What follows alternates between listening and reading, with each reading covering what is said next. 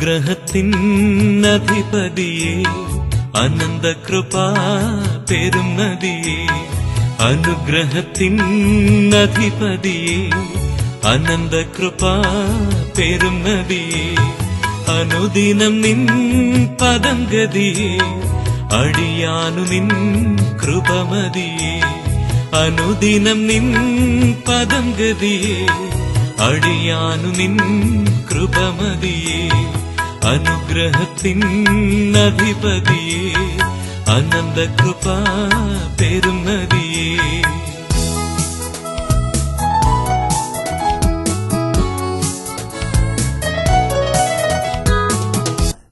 ഈ ആത്മീയ ശുശ്രൂഷയ്ക്കായി അവസരമൊരുക്കിയ ഇന്ത്യക്ക് പുറത്തും ദൈവകരങ്ങളിൽ ശക്തിയോടെ ആത്മീയ വിടുതലിനു വേണ്ടി അധ്വാനം ചെയ്യുന്ന അനുഗ്രഹീതമായ ഗോസ്പൽ ആക്ഷൻ ഫെലോഷിപ്പിന്റെ പ്രവർത്തനങ്ങളെ ഓർത്തും അവരുടെ നേതൃനിരയിൽ നിന്ന് അധ്വാനിക്കുന്ന അനുഗ്രഹീതരായ കർത്തൃദാസന്മാരെ ഓർത്തും ദൈവത്തെ സ്തുതിക്കുകയും വിശിഷ്യ കൃതജ്ഞത പ്രകാശിപ്പിക്കുകയും ചെയ്യുന്നു. ഈ പ്രസ്ഥാനത്തിന് വിവിധ മുഖങ്ങളിൽ നേതൃത്വം നൽകുന്ന അനുഗ്രഹീതരായ ഞാൻ മനസ്സുകൊണ്ട് ആദരിക്കുന്ന ശ്രേഷ്ഠന്മാരായ കർത്തൃദാസന്മാർ, ഈ മിഷണറി പ്രസ്ഥാനത്തിന്റെ വിവിധ വയലുകളിൽ ജീവൻ പണയം വെച്ച് കർത്താവിന് വേണ്ടി അധ്വാനിക്കുന്ന അനുഗ്രഹീതരായ മിഷണറിമാർ, ഈ രാത്രി വചനം പ്രാർത്ഥനയോടെ ശ്രദ്ധിക്കുവാൻ കടന്നു വന്നിരിക്കുന്ന ഈ ദേശനിവാസികളായ നല്ലവരായ പ്രിയപ്പെട്ടവർ, ഏവർക്കും പുനരാഗമിപ്പാൻ തുടങ്ങുന്ന കർത്താവായ യേശു ക്രിസ്തുവിന്റെ നാമത്തിൽ എന്റെ സ്നേഹവന്ദനങ്ങൾ. ഇന്ന് രാത്രി നമ്മുടെ കർത്താവ് നമ്മുടെ നടുവിൽ ആഗതനായിട്ടുണ്ട്. വിശ്വസിക്കുന്ന ദൈവമക്കളുടെ കണ്ണുകൾ ഉയർത്തി നോക്കിയാൽ തേജസ് വാരി ചുറ്റിക്കൊണ്ട് അവൻ ഇന്ന് രാത്രി നമ്മുടെ നടുവിൽ കൂടെ നെടുകയും കുറുകയും ഇല്ലാവുന്ന കാഴ്ച നമുക്ക് കാണുവാൻ കഴിയും. അവന്റെ തിരുസാന്നിധ്യം ആത്മാവിൽ അനുഭവിച്ചറിയുന്ന ദൈവമക്കൾ അവന്റെ സാന്നിധ്യം അറിയുമ്പോഴൊക്കെ അവന് കൊടുക്കുന്ന നന്ദി പ്രകടനമാണ് ആരാധന. അകം തിളയ്ക്കുന്ന ഒരു ദൈവപൈതലിന് ദൈവസന്നിധിയിൽ വാപൂട്ടിയിരിക്കാൻ കഴിയുകയില്ല. അവർ പ്രാപിച്ച ദൈവകൃപയോടെ ഇന്ന് രാത്രി കർത്താവിന് ആരാധന അർപ്പിക്കുന്ന രാത്രിയായിരിക്കട്ടെ. നമ്മുടെ കർത്താവ് എവിടെ വെളിപ്പെട്ടാലും അവൻ കിഴക്കല്ല, വടക്കല്ല, പടിഞ്ഞാറല്ല, നടുക്കാണ് വെളിപ്പെടുന്നത്. ഇത്രയും ദൈവമക്കൾ പ്രതീക്ഷയോടെ അവന്റെ കണ്ണുകളിലേക്ക് നോക്കി ഇവിടെ കടന്നു വന്നിട്ടുണ്ടെങ്കിൽ ഇന്ന് രാത്രി അവൻ തന്റെ ജനത്തിന് നടുവിൽ എഴുന്നള്ളി ഇറങ്ങിയിട്ടുണ്ട്. പുരാതനകാല നിത്യത മുതൽ വരും കാല നിത്യത വരെ എവിടെ പഠിച്ചാലും നമ്മുടെ കർത്താവ് നടുവിൽ മാത്രം വെളിപ്പെട്ടിട്ടുള്ളവനാണ്. പുരാതനകാല നിത്യതയിൽ യുഗങ്ങൾക്കപ്പുറത്ത് അൽഫയുടെ യുഗങ്ങളിൽ തൃത്വത്തിൽ പിതാവായ ദൈവത്തിന്റെയും പരിശുദ്ധാത്മാവിന്റെയും മധ്യത്തിലായിരുന്നു പുത്രന്റെ സ്ഥാനം. തൃത്വത്തിൽ ക്രിസ്തുവിന്റെ സ്ഥാനം നടുവിലായിരുന്നു. ഈ ലോകത്തിൽ അവൻ തിരുവവതാരം ചെയ്തപ്പോൾ ശാസ്ത്രിമാരുടെയും പുരോഹിതന്മാരുടെയും മധ്യത്തിൽ തർക്കിച്ചുകൊണ്ടിരിക്കുന്ന യഹൂദബാലനായിട്ടാണ് മാതാപിതാക്കൾ അന്വേഷിച്ചു ചെന്നപ്പോൾ ദേവാലയത്തിൽ അവനെ കണ്ടത്. നമ്മുടെ പാപശാപ കാലുഷ്യങ്ങളും കീടനും അകറ്റുവാൻ കാൽവറിയിൽ പരമയാഗമാകുവാൻ സമയമായപ്പോൾ രണ്ട് കള്ളന്മാരുടെ മധ്യത്തിൽ, ആകാശത്തിനും ഭൂമിക്കും മധ്യത്തിൽ, ഭൂമിയുടെ മധ്യപ്രദേശമായ പലസ്തീനിൽ ചരിത്രത്തെ AD എന്നും BC എന്നും രണ്ടായി വിഭജിച്ചുകൊണ്ട് അതിന് മധ്യത്തിൽ ദൈവത്തിനും മനുഷ്യർക്കും മധ്യത്തിൽ മധ്യസ്ഥനായിട്ടാണ് അവൻ നമുക്കായി ജീവനെ വെടിഞ്ഞത്. വാതിലടച്ചിരുന്നപ്പോൾ വാത്സല്യ ശിഷ്യന്മാരുടെ ഒരു ദിക്കിലല്ല, നടുവിൽ വെളിപ്പെട്ട് നിങ്ങൾക്ക് സമാധാനം എന്നവൻ അരുളി ചെയ്തു. യോഹന്നാൻ വെളിപ്പാടിൽ അവനെ കാണുമ്പോൾ 7 പൊൻനിലവിളക്കുകളുടെ നടുവിൽ നിലയങ്കി ധരിച്ച് മാറത്ത് പൊൻകച്ച കെട്ടിക്കൊണ്ടാണ് അവൻ നിലവിളക്കുകളുടെ നടുവിൽ ഉലാവിക്കൊണ്ടിരുന്നത്. വെളിപ്പാട് പുസ്തകം 4-ാം അധ്യായം നാം ഇങ്ങനെ വായിക്കുന്നു: ഉടനെ ഞാൻ ആത്മവിവശനായി സ്വർഗത്തിൽ ഒരു സിംഹാസനം വെച്ചിരിക്കുന്നതും അതിൽ ഒരുത്തൻ ഇരിക്കുന്നതും കണ്ടു. ഇരിക്കുന്നവൻ കാഴ്ചയ്ക്ക് സൂര്യകാന്തത്തിനും പത്മരാഗത്തിനും സദൃശ്യൻ. സിംഹാസനത്തിന് ചുറ്റിലും കാഴ്ചയ്ക്ക് മരതകത്തിന് തുല്യമായ ഒരു പച്ചവില്ല്. സിംഹാസനത്തിന് മുൻപിൽ പളുങ്കിനൊത്തൊരു കണ്ണാടി കടൽ. സിംഹാസനത്തിന് ചുറ്റിലും സിംഹാസനത്തിന് നടുവിലും 4 ജീവികൾ, അവയ്ക്കകത്തും പുറത്തും കണ്ണു നിറഞ്ഞിരിക്കുന്നു. 1-ാം ജീവി സിംഹത്തിന് സദൃശ്യം, 2-ാം ജീവി കാളയ്ക്ക് സദൃശ്യം, 3-ാം ജീവി മനുഷ്യമുഖമുള്ളത്, 4-ാം ജീവി പറക്കുന്ന കഴുകന് സദൃശ്യം. 4 ജീവികളും ഇരിക്കുന്നവനും ഇരുന്നവനും വരുന്നവനുമായി സർവശക്തിയുള്ള കർത്താവ് പരിശുദ്ധൻ പരിശുദ്ധൻ എന്ന് രാപ്പകൽ ഭേദമന്യേ പറഞ്ഞുകൊണ്ടിരിക്കുമ്പോൾ സിംഹാസനത്തിനും മൂപ്പന്മാർക്കും ജീവികൾക്കും നടുവിൽ ഒരു കുഞ്ഞാട് അറുക്കപ്പെട്ടതുപോലെ നിൽക്കുന്ന കാഴ്ച ഞാൻ കണ്ടു എന്ന് യോഹന്നാൻ എഴുതിയിരിക്കുമ്പോൾ, ഇന്ന് രാത്രി നാം ആരാധിക്കുന്ന കർത്താവ് നിത്യതയിലും നടുവിൽ തന്നെ ആയിരിക്കും. അങ്ങനെയെങ്കിൽ ഇത്രയും ദൈവമക്കൾ പ്രതീക്ഷയോടെ അവന്റെ മുഖത്തേക്ക് നോക്കി ഇവിടെ കൂടി വന്നിട്ടുണ്ടെങ്കിൽ, പ്രാർത്ഥിക്കുന്ന ദൈവമക്കളുടെ മധ്യേ അവൻ തേജസ്സോടെ എഴുന്നള്ളി ഇറങ്ങിയിട്ടുണ്ട്. ഈർക്കിലി പാർട്ടിയായാലും നേതാവ് സ്ഥലത്ത് വന്നു കഴിഞ്ഞാൽ അണികൾ കഥരം പൂട്ടിയിരിക്കാൻ കഴിയുകയില്ലെങ്കിൽ, ഇന്ന് രാത്രി നമ്മുടെ ലീഡർ, നമ്മുടെ വീണ്ടെടുപ്പുകാരൻ ഈ ഗ്രൗണ്ടിന് നടുവിൽ തേജസ് ഉടുത്തുകൊണ്ട് തന്റെ ജനത്തിന് വിടുതലിനായി എത്തിയിട്ടുണ്ടെങ്കിൽ, പ്രാർത്ഥിക്കുന്ന ദൈവമക്കൾക്ക് ഇവിടെ മൗനമായിരിക്കാൻ കഴിയുകയില്ല. അവർ പ്രാപിച്ച ദൈവകൃപയോടെ ശക്തമായി ദൈവത്തെ ആരാധിക്കുന്ന രാത്രിയായിരിക്കട്ടെ.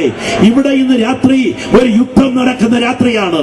ഇത് മതത്തിനെതിരായിട്ടോ സംഘടനകൾക്കെതിരായിട്ടോ നടക്കുന്ന യുദ്ധമല്ല. യേശുവിന്റെ ചോര കൊണ്ട് വീണ്ടെടുപ്പ് പ്രാപിച്ച ദൈവമക്കൾ സാത്താനോടും അവന്റെ സംഘത്തോടും നടത്തുന്ന പോരാട്ടമാണ് സുവിശേഷ പ്രസംഗം. ഈ യുദ്ധം ഇന്ന് രാത്രി ഇവിടെ ജയിക്കണമെങ്കിൽ ആരാധന ഇന്ന് രാത്രി ഇവിടെ ഉയരണം. ഏലിയാവിന്റെ യാഗപീഠത്തിന്റെ ഭംഗി കൊണ്ടല്ല, അവിടെ കീറിയടുക്കിയ ഇറച്ചിത്തുണ്ടുകളുടെ സൗന്ദര്യ നിമിത്തമല്ല, അവിടെ ഇറങ്ങിയ തീയുടെ മുൻപിലാണ് ബാലിന്റെ ശക്തികൾ മുട്ടുമടക്കിയതെങ്കിൽ, ഇന്ന് രാത്രി പ്രസംഗ ചാതുര്യത്തിലല്ല, പ്രാർത്ഥിക്കുന്ന ദൈവമക്കളുടെ ഹൃദയത്തിന്റെ യാഗപീഠത്തിൽ സ്വർഗത്തിന്റെ തീ ഇറങ്ങാൻ ഇന്ന് രാത്രി ഏൽപ്പിച്ചു കൊടുത്താൽ ഇരുട്ടിന്റെ ശക്തികൾ ഇവിടെ മുട്ടുമടക്കുന്ന രാത്രിയായിരിക്കും. ദൈവപ്രവൃത്തി ഇവിടെ വെളിപ്പെടുന്ന രാത്രിയായിരിക്കും. ദൈവത്തിന് സ്തോത്രം. ഈ രാത്രി വളരെ പ്രാർത്ഥനയോടെ, തികഞ്ഞ ദൈവാശ്രയത്തോടെ, ഏകാഗ്ര ഹൃദയത്തോടെ, സന്നിധാന ചിന്തയോടെ നമുക്ക് തിരുമുഖത്തേക്ക് നോക്കാം. ഒരേ ശക്തിയിൽ ഒരു മഴ ഒരു റബ്ബർ തോട്ടത്തിൽ പെയ്താൽ അവിടുത്തെ ചിരട്ടകളിലെ വെള്ളത്തിന്റെ അളവ് ഒരു നിറവായിരിക്കയില്ല. അത് ഈ മഴയുടെ തകരാറല്ല, ചിരട്ടയുടെ ഇരിപ്പിന്റെ തകരാറാ. ചില ചിരട്ട കമിഴ്ന്നിരിക്കും. ഇടിവെട്ടി പെയ്താലും ഒരു തുള്ളി വെള്ളം അതിനകത്ത് കടക്കില്ല. ചിലത് ചരിഞ്ഞിരിക്കും, അതിൽ അത്രയും കൊള്ളും.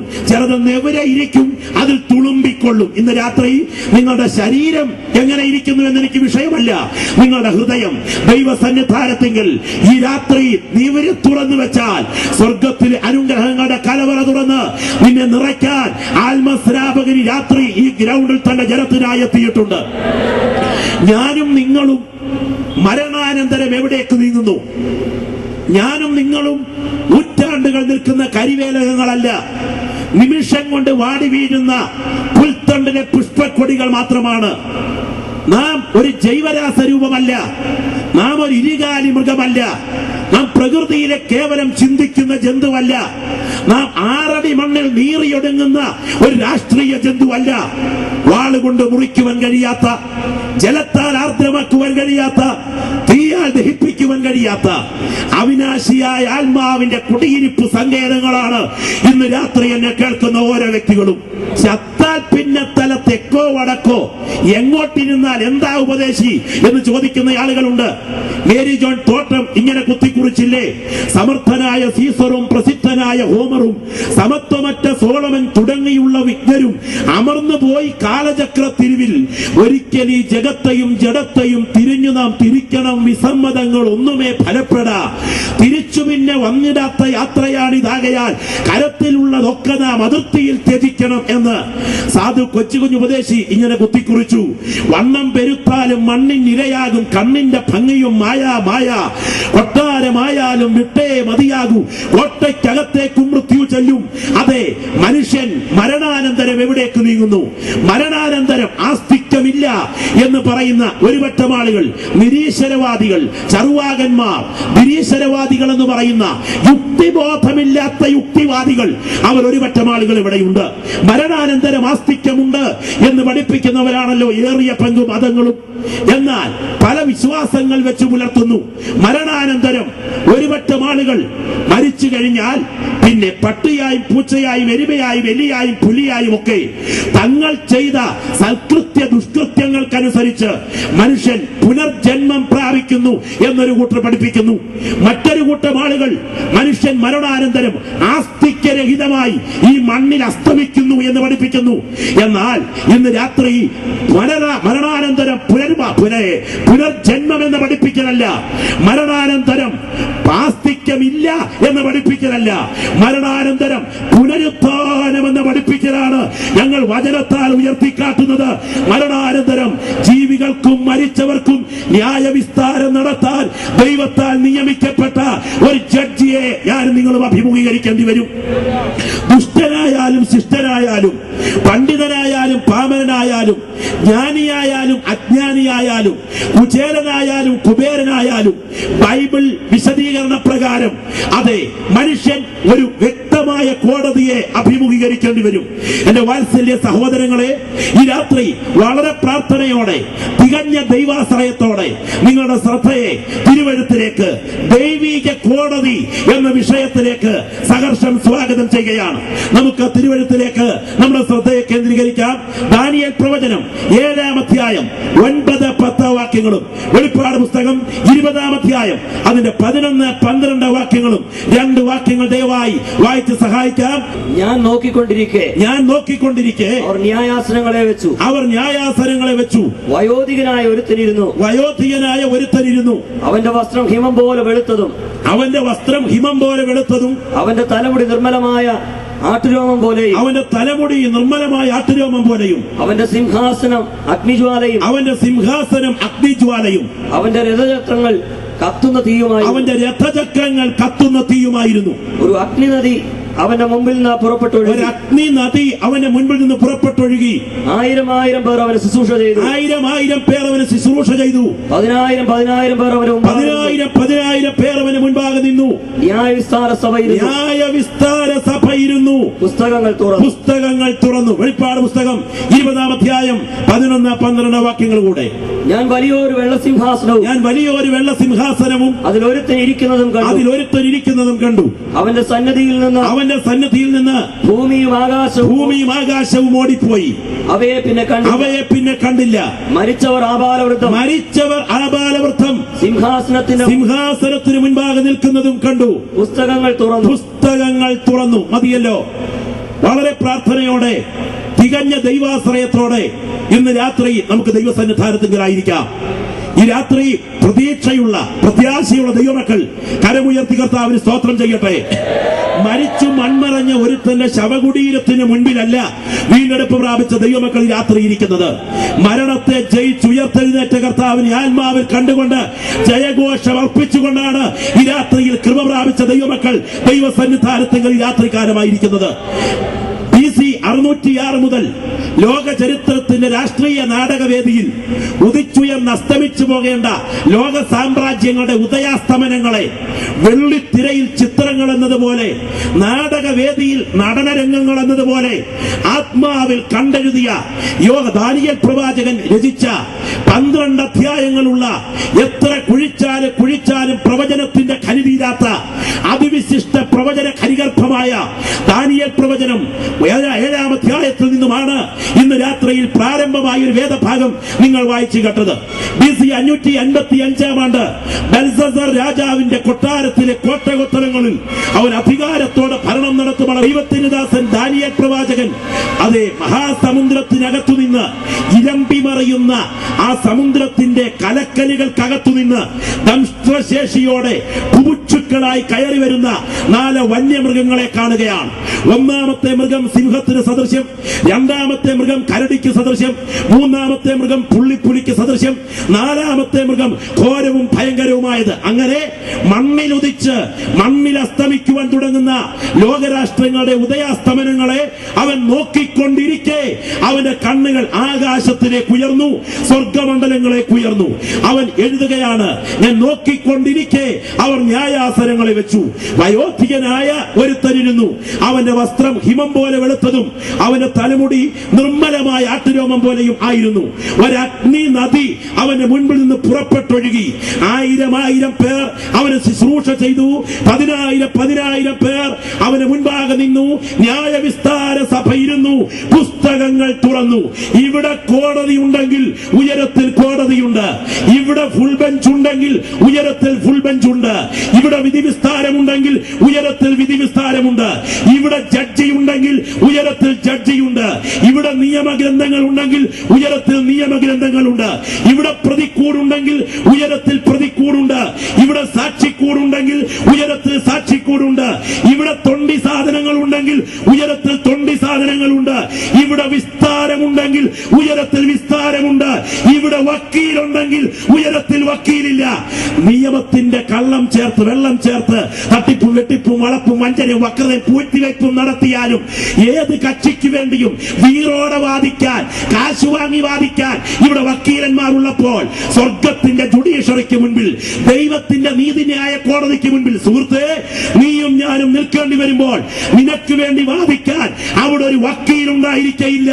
അന്തർഗതങ്ങളിൽ അടിഞ്ഞു കിടക്കുന്ന പരമരഹസ്യങ്ങളെ ഇടതടവില്ലാതെ വായിക്കാൻ കഴിവുള്ള അഗ്നിജ്വാലയ്ക്കൊത്ത കണ്ണുള്ള ജഡ്ജിക്ക് മുൻപിൽ പ്രതി നേരിട്ട് കണക്ക് ബോധിപ്പിക്കുന്ന ഒരൊറ്റ കോടതിയേ ഉള്ളൂ. അതിന്ന് രാത്രി ഞാൻ പ്രസംഗിക്കുന്ന നീതിയോടെ വിധിക്കുന്ന കോടതിയാണ്.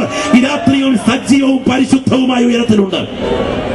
ഈ ജീവനാഴി അവിരാമം അലയടിച്ചുയരുന്ന തിരമാലകൾ തെറിപ്പിക്കുന്ന ജനഗണങ്ങൾ, തുഷാരവർഷ സമാനം തളിച്ചു നിൽക്കുന്ന പത്മോസ് ഒരുക്കിയ പശ്ചാത്തലത്തിൽ ഇത്തരം നാടുകടത്തപ്പെട്ട നിരവധി ആളുകളുടെ അസ്ഥിപഞ്ജരങ്ങളും കപാലങ്ങളും തലയോടുകളും ശിഥിലങ്ങളും അനാവൃതങ്ങളുമായി തല്ലിളിച്ച് ചിതറിക്കിടക്കുന്ന ഭയജനകമായ ഏകാന്തമായ പത്മോസ് ദ്വീപിൽ പീഡിത സഭകളെ കുറിച്ചുള്ള ഭാരം പേറി തളർന്നവശരായി മുഴങ്കാൽ മടക്കിയ കർത്തൃദാസൻ യോഹന്നാന്റെ കൺമുൻപിൽ സ്വർഗം തുറക്കപ്പെട്ടു.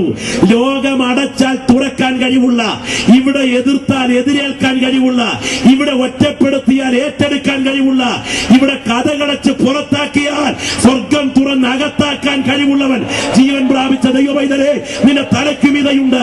നീ ഇരിക്കുന്ന തറയുടെ സൗന്ദര്യമല്ല, നീ പ്രാപിച്ച ദൈവകൃപയിൽ ദൈവത്തെ സ്തുതിച്ചു തുടങ്ങുമ്പോൾ നീ ഇരിക്കുന്ന ഏകാന്തതകളെ ദർശനത്തിന്റെ മാളിക മുറിയാക്കാൻ നീ സേവിക്കുന്നതിന്റെ ദൈവത്തിന് കഴിയും. ദൈവത്തിന്റെ ദാസൻ ആത്മവിവശതയിൽ രംഗങ്ങൾ കണ്ടുകൊണ്ടിരിക്കുകയാണ്.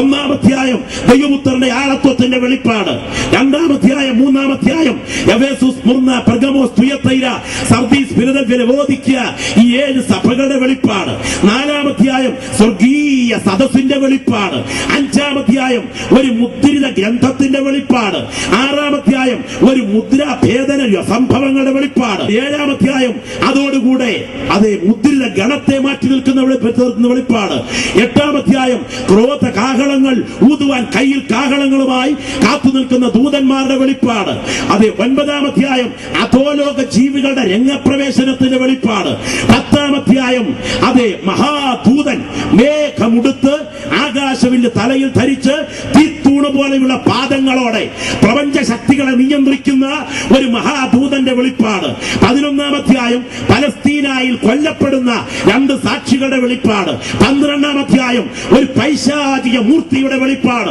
ഇങ്ങനെ വെളിപ്പാടുകൾ കർത്തൃദാസൻ കണ്ടു വരുമ്പോൾ 13-ാം അധ്യായം ആന്റി ക്രൈസ്റ്റിന്റെ വെളിപ്പാട്, 14-ാം അധ്യായം സിയോൻ മലയിൽ കുഞ്ഞാടിനോടുകൂടെ രക്ഷിത ഗണത്തിന്റെ വെളിപ്പാട്, 15-ൽ ക്രോധകലശങ്ങൾ ഈ മണ്ണിൽ ചൊരിയുന്നതിന്റെ വെളിപ്പാട്, 16-ൽ അതെ അതിഭയങ്കരമായ ന്യായവിധി ഈ മണ്ണിൽ സംഭവിക്കുന്നതിന്റെ വെളിപ്പാട്, 17-ൽ മർമ്മം മഹതിയ ബാബിലോൺ വേശ്യമാരുടെയും മ്ലേച്ഛതകളുടെയും മാതാവിന്റെ വെളിപ്പാട്, 18-ൽ ഇറാഖ് എന്ന വാണിജ്യ ബാബിലോണിന്റെ തകർച്ചയുടെ വെളിപ്പാട്, 19-ൽ കുഞ്ഞാടിന്റെ കല്യാണത്തിന്റെ വെളിപ്പാട്.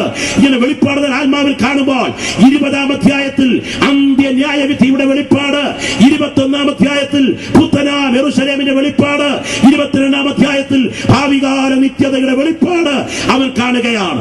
അതിൽ 20-ാം അധ്യായത്തിലേക്ക് വരുമ്പോൾ ദൈവത്തിന്റെ ദാസൻ ഇങ്ങനെ കാണുന്നു. ദൈവത്തിന് സ്തോത്രം. ഞാൻ വലിയൊരു വെള്ള സിംഹാസനവും അതിൽ ഒരുത്തൻ ഇരിക്കുന്നതും കണ്ടു.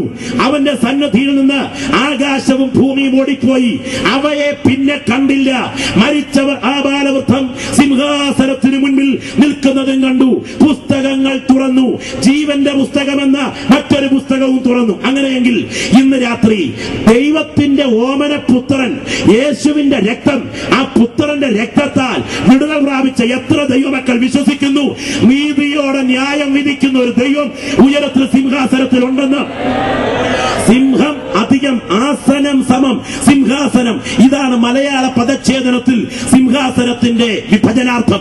അതെ, സിംഹത്തിന്റെ മേൽ വയ്ക്കപ്പെട്ടിരിക്കുന്ന ഇരിപ്പിടം ഇതാ വലിയൊരു വെള്ള സിംഹാസനവും അതിൽ ഒരുത്തൻ ഇരിക്കുന്നതും കണ്ടു. ഇവിടെ എത്ര സിംഹാസനങ്ങൾ ഉണ്ടായിട്ടുണ്ട്?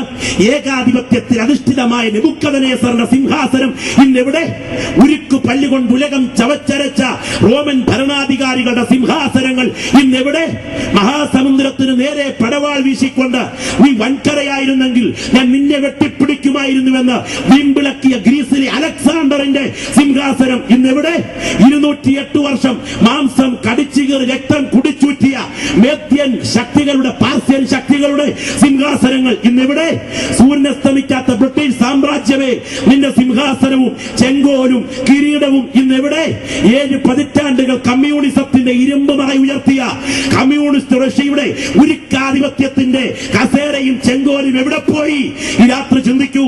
ഭാരതത്തിന്റെ പ്രതാപത്തിന്റെ പ്രതീകമായിരുന്നില്ലേ മയൂര സിംഹാസനം? താമ്രമണി, വീതരത്നം, വജ്രം, ഗോമേതകം, നീലക്കല്ല്, മാണിക്യം, മരതകം, വൈഢൂര്യം, പുഷ്പരാഗം എന്നിത്യാദി 29 രത്നങ്ങൾ പതിച്ച് $63 കോടി വില വരുന്ന തനി തങ്കത്തിൽ തീർത്ത, കട്ടിലിന്റെ മോഡലിൽ സിംഹാസനം തീർത്ത മയൂര സിംഹാസനം ഇന്നെവിടെ?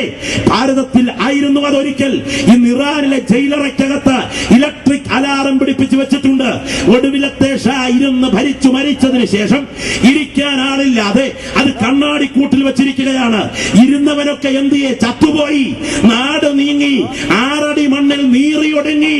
എന്നാൽ ഈ രാത്രി ജീവൻ പ്രാപിച്ച ദൈവവൈതലേ, ഇരുന്നതിന് ശേഷം ഇതുവരെ നാട് നീങ്ങാതെ ഈ പെരുമ്പാവൂരിൽ യോഗം നടക്കുമ്പോഴും ജഡ്ജിയായി ഉയരത്തിൽ സിംഹാസനത്തിലുള്ള ഒരുവനുണ്ട്. ഈ രാത്രി നാം ആരാധിക്കുന്ന അപ്പച്ചൻ. എത്ര പേർക്ക് സ്തോത്രം പറയാനായിട്ട് കഴിയും? എന്റെ അപ്പൻ ഉയരത്തിൽ സിംഹാസനത്തിൽ ഉണ്ടെങ്കിൽ അവൻ അറിയാതെ ഇവിടെ ഒന്നും സംഭവിക്കുകയില്ലെന്ന് വിശ്വസിക്കുന്ന ദൈവമക്കൾ ഈ രാത്രി കർത്താവിനെ സ്തുതിച്ചാരാധിക്കട്ടെ. എന്റെ അപ്പൻ ഇന്ത്യൻ പ്രധാനമന്ത്രിയാണെങ്കിൽ എന്റെ അതിരൊരുത്തൻ മാറ്റിയാൽ, എനിക്കെതിരെ കയ്യേറ്റം ചെയ്യാൻ ശ്രമിച്ചാൽ, ഗൂഢാലോചനകൾ ഒരുക്കിയാൽ ഞാനിവിടെ പോലീസുകാരന്റെ അടുക്കൽ കൈക്കാശുമായി പോകില്ല. എന്റെ അപ്പൻ ഇന്ത്യൻ പ്രധാനമന്ത്രിയാണെങ്കിൽ എന്റെ അപ്പച്ചന്റെ നമ്പർ എടുക്കും, അത് ഡയൽ ചെയ്യും. 24 മണിക്കൂറിനുള്ളിൽ ഡൽഹിയിൽ നിന്ന് എനിക്ക് വേണ്ട സംരക്ഷണത്തിന്റെ ഓർഡർ ലഭിക്കുമെങ്കിൽ ഇന്ന് രാത്രി നാം ആരാധിക്കുന്ന നമ്മുടെ അപ്പച്ചൻ ഇന്ത്യൻ പ്രധാനമന്ത്രിയേക്കാൾ വലിയവനാണെങ്കിൽ അവൻ അറിയാതെ ഇവിടെ ഒന്നും സംഭവിക്കുകയില്ലെന്ന് വിശ്വസിക്കുന്ന ദൈവവൈതലേ, ഈ രാത്രിയിൽ സ്തോത്രം ചെയ്യട്ടെ. നീതിയോടെ വിധിക്കുന്നവൻ ഉയരത്തിൽ ജഡ്ജിയായിട്ടുണ്ട്. വിശുദ്ധ വേദപുസ്തകത്തിന്റെ താളുകൾ പഠിച്ചാൽ ഇത്രയും പ്രാധാന്യമുള്ള ഒരു വിഷയം ഉണ്ടോ എന്ന് ചോദിച്ചാൽ ഇന്ന് രാത്രി ഒറ്റവാക്കിൽ പറയാൻ ഇല്ല. അത്രമാത്രം പ്രാധാന്യമുള്ള വിഷയമാണ് ദൈവിക ന്യായവിധി, ദൈവിക ന്യായാധിപൻ, ദൈവിക ന്യായാസനം, ദൈവിക ന്യായവിധികൾ എന്ന വിഷയം. രാപ്പകൽ ഭേദമന്യേ ദൈവത്തെ ആരാധിച്ച ഭൂതഗണങ്ങൾ പാപം ചെയ്തപ്പോൾ കരുണ ലെവലേശം കൂടാതെ വെട്ടിയെറിഞ്ഞ് ഇരുട്ടിന്റെ ദൂതന്മാരായി വലിച്ചെറിഞ്ഞ ദൈവമാണ് ഇന്ന് രാത്രി ഈ ഗ്രൗണ്ടിൽ നാം കരമുയർത്തി ആരാധിക്കുന്ന നമ്മുടെ ദൈവമെങ്കിൽ, പാപക്കനി പിടിച്ചു കടിച്ചു പാളിച്ച പറ്റി പാപത്തിൽ വീണ ആദിമ മാതാപിതാക്കൾ പാപം ചെയ്തപ്പോൾ പൊക്കോട്ട്, എന്റെ കൈകൊണ്ട് ഉണ്ടാക്കിയതല്ലേ, അകത്തിരുന്നോട്ടെന്ന് വെച്ച് കണ്ണടയ്ക്കാതെ എടുത്ത് പുറത്ത് വെച്ച് തിരിയുന്ന വാളിന്റെ ജ്വാലയുമായി കെരൂബുകളെ കാവൽ നിർത്തിയ ദൈവത്തെയാണ് ഈ ഗ്രൗണ്ടിൽ കൃപ പ്രാപിച്ച ദൈവമക്കൾ ഇന്ന് രാത്രി ആരാധിക്കുന്നതെങ്കിൽ, പാപം പ്രളയം പോലെ പെരുകിയപ്പോൾ ഒരു കുടുംബത്തെ പെട്ടകത്തിലാക്കി ബാക്കി മുച്ചൂടിനെയും പ്രളയത്താൽ മുടിച്ച് കണക്ക് തീർത്ത ദൈവത്തെയാണ് ഇന്ന് രാത്രി ഈ ഗ്രൗണ്ടിൽ കൃപ പ്രാപിച്ച ദൈവമക്കൾ സ്തോത്രം ചെയ്ത് ആരാധിക്കുന്നതെങ്കിൽ, അവിഹിത മ്ലേച്ഛ ലൈംഗിക അശുദ്ധികൾ സോദോമ്യ പാപം പെരുകി കഴിഞ്ഞപ്പോൾ ആകാശത്തു നിന്ന് തീഗന്ധകങ്ങൾ വർഷിച്ച് ചരിത്രത്തിന്റെ തീക്കടലാക്കി ഗന്ധക പൊയ്കയാക്കി സ്വദോം ഗോമോറകളെ ന്യായം വിധിച്ച ദൈവമാണ് ഇന്ന് രാത്രി നാം ആരാധിക്കുന്ന ദൈവമെങ്കിൽ, ദൈവത്തിന് സ്തോത്രം. ഇറങ്ങിത്തിരിക്കാൻ കൊതിച്ച ദൈവമക്കളെ തടഞ്ഞ ഫറവോനെ കൂട്ടരെ വെള്ളത്തിൽ മുക്കിക്കൊന്ന് കണക്ക് തീർത്ത ദൈവമാണ് ഈ ഗ്രൗണ്ടിൽ നാം സ്തോത്രം പറയുന്ന ദൈവമെങ്കിൽ, നേതൃത്വത്തിനെതിരെ മരുഭൂമിയിൽ മത്സരിച്ച കോരകിനെയും സംഘത്തെയും ഭൂമിയെ കൊണ്ട് വായി പിളർത്തി വിഴുക്കിക്കാൻ മടിക്കാഞ്ഞ ദൈവത്തെയാണ് ഇന്ന് രാത്രി നാം ആരാധിക്കുന്നതെങ്കിൽ, പണവിഷയത്തിൽ അവിശ്വസ്തത കാണിച്ച അനന്യ സഫീറമാർക്ക് ബാല്യക്കാരെ കൊണ്ട് ശവക്കുഴി വെട്ടിച്ച ദൈവമാണ് ഈ രാത്രി നാം സേവിക്കുന്ന ദൈവമെങ്കിൽ, ഞാൻ സാധാരണ യോഗങ്ങളിൽ പറയാറുണ്ട്, ആ പിഞ്ചു കുഞ്ഞുങ്ങൾ 2 പേരും അപ്പനും ഒരുമിച്ച് ഗ്രഹാം സ്റ്റെയിൻസും മക്കളും ഒരുമിച്ച് വണ്ടിക്കകത്ത് കിടന്നുറങ്ങുമ്പോൾ എണ്ണ ഒഴിച്ച് തീ കൊടുത്ത് പ്രാണവപ്രാണത്തിലെ കുഞ്ഞുങ്ങൾ പുറത്തു ചാടാൻ അപ്പനെ കെട്ടിപ്പിടിച്ച വേളയിൽ പിഞ്ചു കുഞ്ഞുങ്ങളെ മക്കളെ മാറോടടുക്കി പിടിച്ച് പുറകിലത്തെ ഡോറ് തുറന്ന് ഇറങ്ങാൻ ശ്രമിച്ച ആ മിഷനറിയെ ആ ജീപ്പിനകത്തേക്ക് കുത്തി തൃശൂലം കൊണ്ട് കുത്തി മലത്തിയിട്ട് എണ്ണ ഒഴിച്ച് തീ കത്തിച്ച നീചന്മാർ ഇരുന്ന് വാഴുന്ന മണ്ണിൽ ആ പ്രിയപ്പെട്ടവരുടെ ശരീരഗന്ധം ആ പ്രകൃതിയിൽ അടങ്ങുന്നതിന് മുൻപ് കാലാവസ്ഥയെ കൊണ്ട് ആ മണ്ണിനോട് കണക്ക് തീർക്കാൻ മടിക്കാഞ്ഞ ദൈവമാണ് ഇന്ന് രാത്രി നാം ആരാധിക്കുന്ന ദൈവമെങ്കിൽ അവൻ അവധിയെടുത്തിട്ടില്ല. അവൻ അനങ്ങാൻ പാറ നയം സ്വീകരിച്ചിരിക്കുകയല്ല. അവൻ മൗനവ്രതത്തിലല്ല. അവൻ ഉറക്കം തൂങ്ങിയിരിക്കുകയല്ല. അവൻ കണ്ണ് കാണാത്ത പൊട്ടൻ മുതുക്കനല്ല. ഇന്ന് രാത്രി അഗ്നിജ്വാലയ്ക്കൊത്ത അവന്റെ കണ്ണുകൾ കൊണ്ട് അവൻ നോക്കിക്കൊണ്ടിരിക്കുന്നു. അവൻ നീതിയോടെ ന്യായം വിധിക്കുന്ന ദൈവമാണ്. ഇരിക്കുന്ന എത്ര ദൈവമക്കൾക്ക് ഇവിടെ ഇന്ന് സ്തോത്രം ചെയ്ത് ആരാധിക്കാൻ കഴിയും? അവൻ നീതിയോടെ ന്യായം വിധിക്കുന്ന ദൈവമാണ്. ദൈവത്തിന് സ്തോത്രം. ഈ വിഷയത്തോളം പ്രാധാന്യം മറ്റൊന്നിനില്ലെന്ന് ഞാൻ ഉറപ്പിച്ചു പറയാൻ ആഗ്രഹിക്കുന്നു. നിങ്ങൾക്കറിയാമോ, 31,173 വാക്യങ്ങളുള്ള ഈ വിശുദ്ധ വേദപുസ്തകത്തിലെ ആദ്യത്തെ പ്രവാചകനായ ആദാം മുതൽ ഏഴാമനായ ഹാനോക്ക് സ്വന്തം കൈകളിൽ കുഞ്ഞിനെ എടുത്ത് അതിന് പേര് കൊടുക്കുമ്പോൾ മെഥൂശലേഹ്, മൃത്യു വരും, ഇവന്റെ മരണത്തോടെ കൂട്ടമരണം വരും എന്ന് പ്രവചിച്ച ആ ദൈവദാസൻ സ്വന്തം കുഞ്ഞിന് പേര് കൊടുത്തത് അങ്ങനെയായിരുന്നു. ആ കർത്തൃദാസന്റെ മകന്റെ നിര്യാണ വർഷമാണ് നോഹയ്ക്ക ജലപ്രളയം ലോകത്തെ മൂടി എന്ന് പറഞ്ഞാൽ 1 സഹസ്രാബ്ദത്തിന് മുൻപ് പ്രവചനത്തിൽ തെറ്റാതെ പ്രവചിച്ച ദൈവദാസൻ. ഇദ്ദേഹം പ്രവചിച്ചിരിക്കുന്ന ഒരു വേദഭാഗം യൂദ 15-ലുണ്ട്. നമുക്ക് എല്ലാവർക്കും അറിയാവുന്ന വേദഭാഗമാണ്. ഇതാ കർത്താവ് എല്ലാവരെയും വിധിപ്പാനും അവർ അഭക്തിയോടെ ചെയ്ത ഭക്തിവിരുദ്ധമായ പ്രവർത്തികൾ നിമിത്തം, ഭക്തികെട്ട പാപികൾ തന്റെ നേരെ പറഞ്ഞ നിഷ്ഠൂരങ്ങൾ നിമിത്തം ഭക്തികെട്ടവരെയൊക്കെയും ബോധം വരുത്താൻ 1000 വിശുദ്ധന്മാരോട് കൂടെ വന്നിരിക്കുന്നു എന്ന് ആദാം മുതൽ ഏഴാമനായ ഹാനോക്ക് അവരെ കുറിച്ച് പ്രവചിച്ചു പറഞ്ഞു. കർത്താവ് വരും, എല്ലാരും പോകും, തൂത്തുവാരി സ്വർഗത്തിൽ കൊണ്ടുവന്നിരുത്തി തമ്പുരാന്റെ മുൻപിലത്തെ പന്തിയിൽ സകല കസേരയിൽ ഇരുത്തിയിട്ട് കിരീടം മുഴുവൻ തലേ തന്ന് നിത്യത മുഴുവൻ തുള്ളിച്ചാടിക്കാനാ ദൈവം തമ്പുരാൻ വരുന്നതെന്ന് വിചാരിച്ചാൽ തെറ്റി. അവൻ ആദ്യം വരുന്നത് കണക്ക് ചോദിക്കാനാണ്. അവൻ എല്ലാരെയും വിധിക്കാനാണ് വരുന്നത്. ഈ രാത്രി പ്രാഗൽഭ്യമുള്ള ദൈവമക്കൾ മാത്രം ഇവിടെ സ്തോത്രം ചെയ്താൽ മതി. അവൻ എല്ലാവരെയും വിധിക്കാനാണ് വരുന്നത് എന്ന് പറഞ്ഞാൽ ഈ ഇരിക്കുന്ന നിങ്ങളെ എല്ലാം കൂടെ വിറപ്പിച്ചിട്ട് ഞങ്ങളെല്ലാം കൂടെ മുകളിലോട്ട് പറക്കുമെന്നാണ് ഈ പറഞ്ഞതിന്റെ അർത്ഥം. ഈ ഇരിക്കുന്ന ഞങ്ങളും ഈ കേൾക്കുന്ന നിങ്ങളും ഒരുപോലെ ദൈവത്തിന്റെ കോടതിയോട് കണക്ക് കൊടുക്കേണ്ടി വരും. ഒന്നല്ലെങ്കിൽ മറ്റൊന്ന് ദൈവത്തിന്റെ ന്യായവിധിയെ രക്ഷപ്പെടാൻ ആരെ കൊണ്ട് സാധ്യമല്ല. നോർത്തുകൊള്ളുക, ഇവിടെ ഇരിക്കുന്ന ദൈവദാസന്മാരായ ഞങ്ങൾ ഇവിടെ ഇരിക്കുന്ന ജനത്തേക്കാൾ 10 ഇരട്ടി ദൈവത്തോട് കണക്ക് കൊടുക്കേണ്ടവരാണ് എന്ന് ബോധ്യമുള്ള ദൈവദാസന്മാർ കരമുയർത്തി കർത്താവിന് സ്തോത്രം ചെയ്യട്ടെ. നീതിയോടെ ന്യായം വിധിക്കുന്ന ദൈവത്തിന് തന്റെ ദാസന്മാരോട് പ്രത്യേക കർക്കശത്വമുണ്ട്. എന്നാൽ അവൻ ആരെയൊക്കെ വിധിക്കും? എല്ലാരെയും വിധിക്കും എന്ന് പറഞ്ഞാൽ പാസ്റ്ററായാലും സെന്റർ പാസ്റ്ററായാലും പ്രസ്ബിറ്ററായാലും കൗൺസിൽ മെമ്പർ ആയാലും അച്ഛനായാലും റമ്പാച്ചനായാലും മെത്രാച്ചനായാലും കർദിനാളായാലും പോപ്പായാലും ഇട്ടിരിക്കുന്ന കുപ്പായത്തിന്റെ വെളിച്ചത്തിലല്ല, ചെയ്യുന്ന പ്രവൃത്തിയുടെ മുൻപിൽ മുഖപക്ഷമില്ലാതെ ന്യായം വിധിക്കുന്നവൻ മടങ്ങി വരാൻ തുടങ്ങുന്നു എന്ന് പറയുമ്പോൾ പ്രാഗൽഭ്യത്തോടെ സ്തോത്രം പറയണമെങ്കിൽ നീതിയോടെ വിധിക്കുന്നവന്റെ മുൻപിൽ കാര്യം വരവേൽപ്പിച്ച ദൈവമക്കൾക്ക് മാത്രമേ കഴിയുകയുള്ളൂ. വേദപുസ്തകത്തിൽ ഇത്രമാത്രം പ്രാധാന്യമുള്ള മറ്റൊരു വിഷയമില്ല. അത് വളരെ വിപുലവുമാണ്. വേദപുസ്തകത്തിലെ ആദ്യത്തെ പ്രവാചകൻ പ്രവചിച്ചതാണ്. ദൈവത്തിന്റെ ദാസനായിരിക്കുന്ന അബ്രഹാം ഇങ്ങനെ വിളിച്ചു പറഞ്ഞു, സർവ്വഭൂമിക്കും ന്യായാധിപനായ ദൈവമേ, നീ ദോഷം പ്രവർത്തിക്കുമോ? എന്റെ ദൈവം ആരാണ്? അവൻ സർവ്വഭൂമിക്കും ന്യായാധിപനായ ദൈവമാണ്. ദൈവത്തിന്റെ ദാസി ഹന്ന വിളിച്ചു പറഞ്ഞു, അവൻ ഭൂവാസികളുടെ മേൽ ഇടിവെട്ടിക്കുന്നു, അവൻ ഭൂവാസികളെ വിധിക്കുന്ന ദൈവമാണ്. അതെ, ദൈവം വിധിക്കുന്ന ദൈവമാണ്. ദൈവത്തിന് സ്തോത്രം. നമ്മുടെ വാഴ്ത്തപ്പെട്ട കർത്താവ് ജഡം ധരിച്ച് ഈ ലോകത്തിൽ വന്നു. അവൻ പറഞ്ഞു, സഹോദരനെ മൂഢ എന്ന് വിളിച്ചാൽ, അവനെ നിസാര എന്ന് പറഞ്ഞാൽ ന്യായവിസ്താര സഭയ്ക്ക് മുൻപിൽ നിൽക്കേണ്ടി വരും. പിതാവാരെയും ന്യായം വിധിക്കാതെ എല്ലാവരും പിതാവിനെ ബഹുമാനിക്കുന്നത് പോലെ പുത്രനെയും ബഹുമാനിക്കേണ്ടതിന് ന്യായവിധിയെല്ലാം അവൻ പുത്രന് കൊടുത്തിരിക്കുകയാണ്. ധന്യനായ ഏകാധിപതിയും രാജാതി രാജാവും കർത്താതി കർത്താവും താൻ മാത്രം അമർത്യതയുള്ളവരായിരിക്കും അടുത്തുകൂടാത്ത വെളിച്ചത്തിൽ വസിക്കുന്ന മനുഷ്യരാരും കണ്ടിട്ടില്ലാത്ത, കാണാൻ കഴിയാത്ത അൽഫയും ഒമേഗയും ഒന്നാനും ഒടുക്കത്തവനുമായ മഹാദൈവമേ, അങ്ങ് വിധിക്കേണ്ട കസേര മാറ്റി പുത്രന് കൊടുക്കാൻ കാര്യമെന്താണെന്ന് ഇന്ന് രാത്രി ഞാൻ അങ്ങയോടൊന്ന് ചോദിച്ചാൽ തമ്പുരാൻ ഒരു മറുപടി പറയാൻ കാണും. കുഞ്ഞേ, അന്ന് ഹൈക്കോടതി ജഡ്ജിമാരും സുപ്രീം കോടതി വക്കീലന്മാരും ഒക്കെ എന്റെ കോടതിക്ക് മുൻപിൽ വരും. അന്ന് അവർ ചോദിക്കുകയാണെന്ന് ഇരിക്കട്ടെ, ദൈവമേ, മനുഷ്യത്വം ഇതുവരെ രുചിച്ചറിഞ്ഞിട്ടില്ലാത്ത സാക്ഷാൽ ദൈവമാണ് നീ. എന്നാൽ മനുഷ്യത്വത്തിന്റെ ജഡബലഹീനതകളാൽ പാളിച്ച പറ്റിയ പാവം മനുഷ്യരാണ് ഞങ്ങൾ. മനുഷ്യത്വത്തിന്റെ ജഡബലഹീനതകളാൽ പാളിച്ച പറ്റിയ പാവം മനുഷ്യരായി ഞങ്ങളെ വിധിക്കാൻ മനുഷ്യത്വം ഇതുവരെ രുചിച്ചറിഞ്ഞിട്ടില്ലാത്ത അങ്ങയ്ക്ക് കഴിയുമോ? ഈ വിധി നീതിയോ എന്ന് ചോദിച്ചാൽ ദൈവത്തിന്റെ വായ അടയാൻ സാധ്യതയുണ്ട്. അതുകൊണ്ട് തന്നെ മനുഷ്യ, നിന്റെ മനുഷ്യത്വം 33.5 കൊല്ലം സ്വന്തം ജഡത്തിൽ രുചിച്ചറിഞ്ഞ് മരണത്തെ ജയിച്ചുയർത്തെഴുന്നേറ്റ ഒരുത്തനുണ്ട്. അത് മറ്റാരുമല്ല, എന്റെ പുത്രൻ.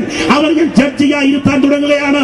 ദൈവത്തിന്റെ പുത്രനാണ് ദൈവത്തിന്റെ കോടതിയുടെ ജഡ്ജിയായി വെളിപ്പെടുവാനായി തുടങ്ങുന്നത്. ദൈവത്തിന് സ്തോത്രം. ദൈവത്തിന്റെ ദാസനായ ഒന്നാമത്തെ പ്രസംഗകനായ ഒറ്റ പ്രസംഗത്തിന് 3000 ജലസ്നാനത്തിലേക്ക് നയിച്ച ശക്തനായ ദൈവദാസൻ പത്രോസിനോട് പ്രസംഗിക്കണമെന്ന് പറഞ്ഞ് അജണ്ട ഏൽപ്പിച്ച വിഷയം ഏതാണെന്ന് കൈവിക്കാർക്കറിയാമോ?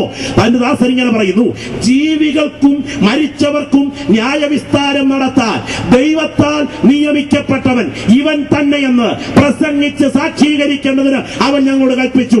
ജനക്കൂട്ടത്തിന് മനഃശാസ്ത്രം മനസ്സിലാക്കിയുള്ള ഇക്കിളി പ്രയോഗം പ്രസംഗിക്കാനല്ല, പിന്നെ ജീവികൾക്കും മരിച്ചവർക്കും ന്യായവിസ്താരം നടത്താൻ ഒരു ജഡ്ജി വരുന്നു എന്ന് പ്രസംഗിക്കാൻ ഞങ്ങളെ ഏൽപ്പിച്ചിരിക്കുന്നെങ്കിൽ ഇന്ന് രാത്രി അതുതന്നെ ഞങ്ങൾ മുഖപക്ഷമില്ലാതെ വിളിച്ചു പറയുന്നു. ഒരു ജഡ്ജി വരുവാൻ തുടങ്ങുകയാണ്.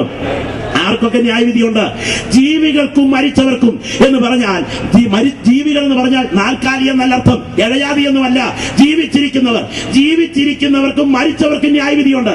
കണ്ടിച്ചാടി ചത്താലും, വിഷം കുടിച്ച് ചത്താലും, റെയിൽവേ ട്രാക്കിൽ തലവെച്ച് ചത്താലും ചാകുന്നത് കൊണ്ട് കാര്യം തീരുന്നില്ല. ചത്ത് കിടക്കുന്നവരെ ഉയർത്തെഴുന്നേൽപ്പിച്ചു കൊണ്ടുവന്ന് കണക്ക് തീർക്കുന്ന ഒരു കോടതിയാണ് ഇന്ന് രാത്രി ഞാൻ പ്രസംഗിക്കുന്ന സ്വർഗത്തിന്റെ കോടതിയെങ്കിൽ അവൻ ജീവികൾക്കും മരിച്ചവർക്കും ന്യായാധിപനാണ്. പ്രിയപ്പെട്ടവരെ, സെക്ഷൻ ക്ലാസ്സിൽ ഇവിടെ കേസ് കൊടുത്ത് തോറ്റാൽ നിങ്ങൾക്ക് നിയമപ്രകാരം ഡിസ്ട്രിക്ട് കോർട്ടിൽ അപ്പീൽ പോകാം. ഡിസ്ട്രിക്ട് കോർട്ടിൽ തോറ്റാൽ നിനക്ക് ഹൈക്കോടതിയിൽ അപ്പീൽ പോകാം. ഹൈക്കോടതിയിൽ തോറ്റാൽ നിനക്ക് സുപ്രീം കോടതിയിൽ അപ്പീൽ പോകാം. സുപ്രീം കോടതിയിൽ തോറ്റാൽ നിനക്ക് പ്രസിഡന്റിന്റെ അടുക്കൽ ദയാഹർജി കൊടുക്കാം. അവിടെയും വിധി തള്ളിയാൽ പിന്നെ ഗതികേട് തന്നെയാണ്. മനസ്സിലായോ? സെക്ഷൻ ക്ലാസ്സിൽ തോറ്റാൽ ഡിസ്ട്രിക്ട് കോർട്ടിൽ അപ്പീൽ പോകാം. ഡിസ്ട്രിക്ട് കോർട്ടിൽ തോറ്റാൽ ഹൈക്കോടതിയിൽ അപ്പീൽ പോകാം. ഹൈക്കോടതിയിൽ തോറ്റാൽ സുപ്രീം കോടതിയിൽ അപ്പീൽ പോകാം. സുപ്രീം കോടതിയിൽ തോറ്റാൽ പ്രസിഡന്റിന്റെ അടുക്കൽ ദയാഹർജി കൊടുക്കാം. അവിടെയും വിധി തള്ളിയെന്നിരിക്കട്ടെ, കക്ഷിയെ തൂക്കിലിടാൻ വിധിച്ചു. വിധി നടക്കുന്നതിന്റെ തലേ രാത്രി പ്രതി കിടന്ന മുറിയിൽ കിടന്ന് കക്ഷി സ്വാഭാവിക മരണം വരിച്ചെന്നിരിക്കട്ടെ. അങ്ങനെ വിധി നടപ്പിലാക്കുന്നതിന് മുൻപ് ഇവിടെ ഒരു പ്രതി സ്വാഭാവികമായി മരിച്ചാൽ നിയമപ്രകാരം ഇവിടുത്തെ വിധികൾ അസാധുവാകും. എന്നാൽ ഈ രാത്രി ഞാൻ പറയട്ടെ, ഈ കോടതി കൂടുന്നതിന് മുൻപ് ഏതു പ്രതി മരിച്ചാലും മരണം കൊണ്ട് വിധി മാറ്റിവെക്കാതെ ചത്ത് കിടക്കുന്നവനെ ഒരു ദിവസം ഉയർത്തെഴുന്നേൽപ്പിച്ചു കൊണ്ടുവന്ന് കണക്ക് തീർക്കുന്ന ഒരു കോടതിയുണ്ട്. അതിന്ന് രാത്രി ഞാൻ പ്രസംഗിക്കുന്ന നീതിയുള്ള കോടതിയാണ്.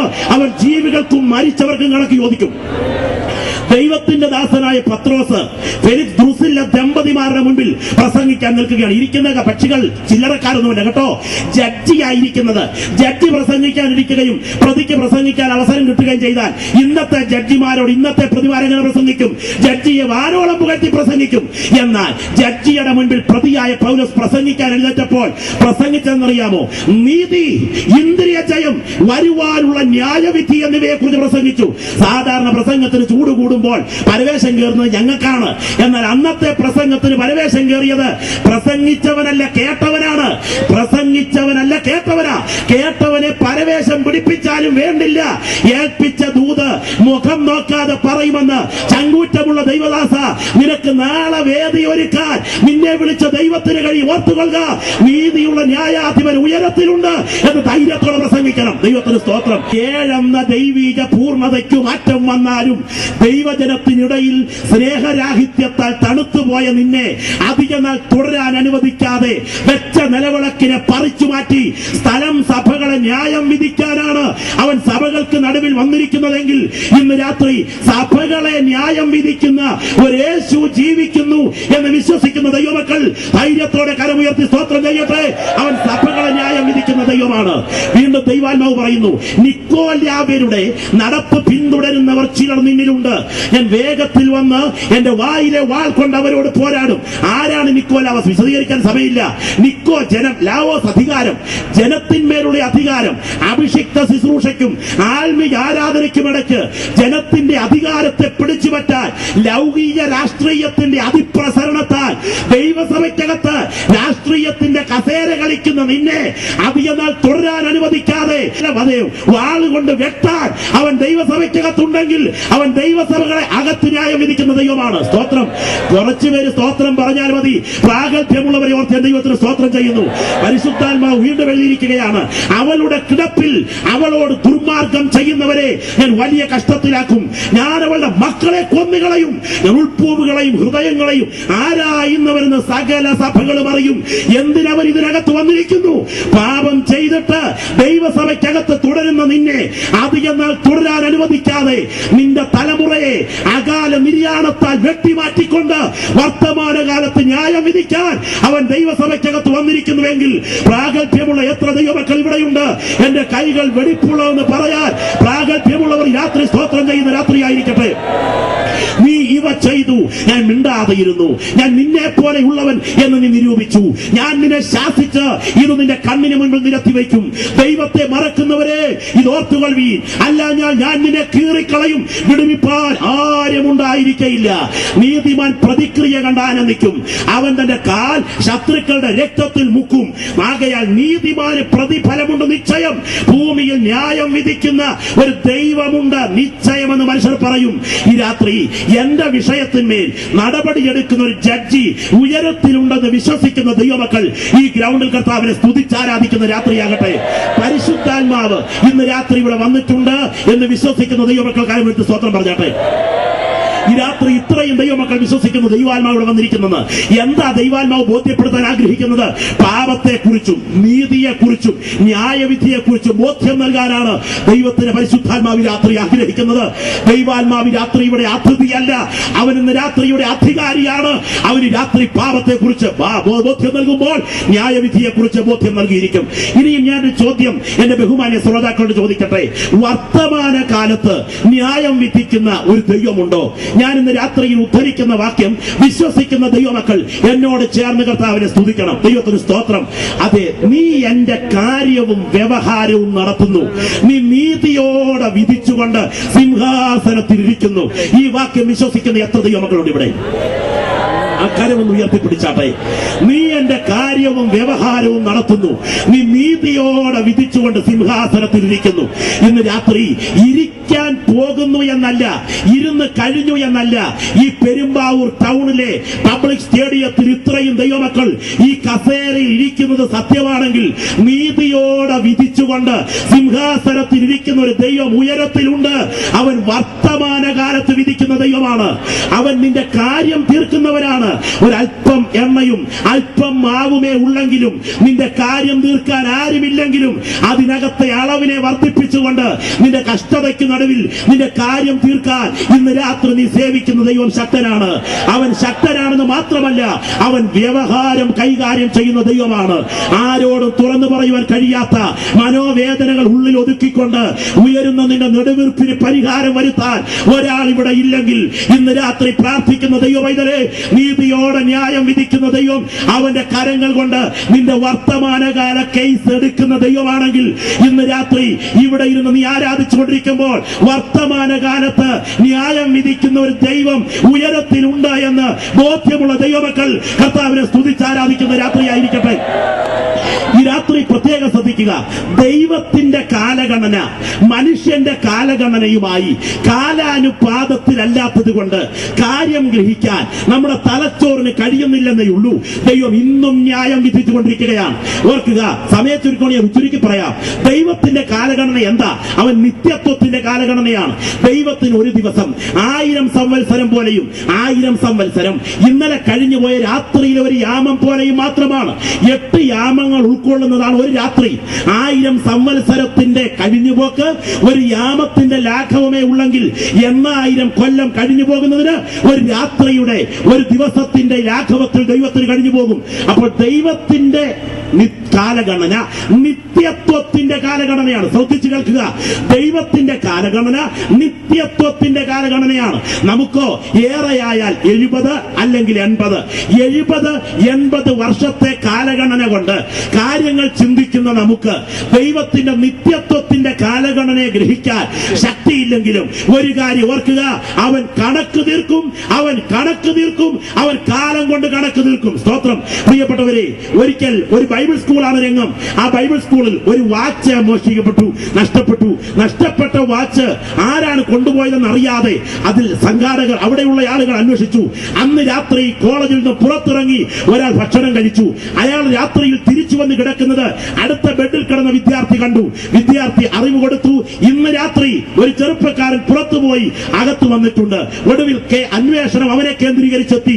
അവനെ കുറിച്ച് ആളുകൾ പറഞ്ഞു, നീയാണ് കള്ളൻ, നീ വാച്ച് മോഷ്ടിച്ചവനാണ്. എന്തിന് പ്രിയപ്പെട്ടവരെ, സംഘാടക ഉത്തരവാദിത്തപ്പെട്ടവർ, ആ കോളേജ് ചുമതലപ്പെട്ടവർ അവനോട് പറഞ്ഞു, നീയാണ് കള്ളൻ.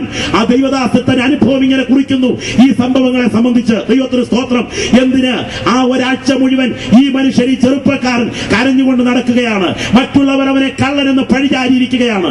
അന്ന് പഠിപ്പിച്ച സാറ് പിറ്റേ ആഴ്ച ആ സ്ഥാപനത്തിലെത്തുന്നു. സാർ വന്നതോടെ കുട്ടികൾ എഴുന്നേറ്റ് നിന്നു.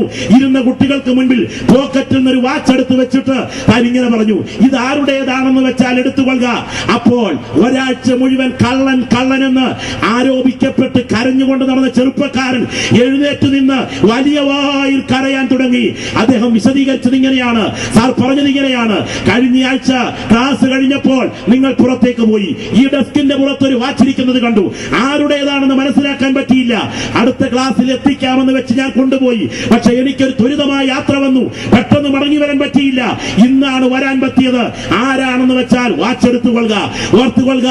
ഈ രാത്രി പറയട്ടെ, പ്രാവു പോലെ നിഷ്കളങ്ക ജീവിതം നയിക്കുന്നവരെ സമൂഹം താറടിച്ചു കാണിക്കും.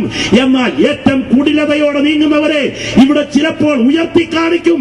എന്നാൽ വിശുദ്ധനാര് അശുദ്ധനാര് എന്ന് തെളിയിക്കുന്ന ഒരു കോടതി വെളിപ്പെടാൻ തുടങ്ങുന്നു. അത് രാത്രി നാം സേവിക്കുന്ന നമ്മുടെ കർത്താവിന്റെ കോടതിയാണ്. അവൻ വർത്തമാനകാലത്ത് ന്യായം വിധിക്കുന്ന ദൈവമാണ്.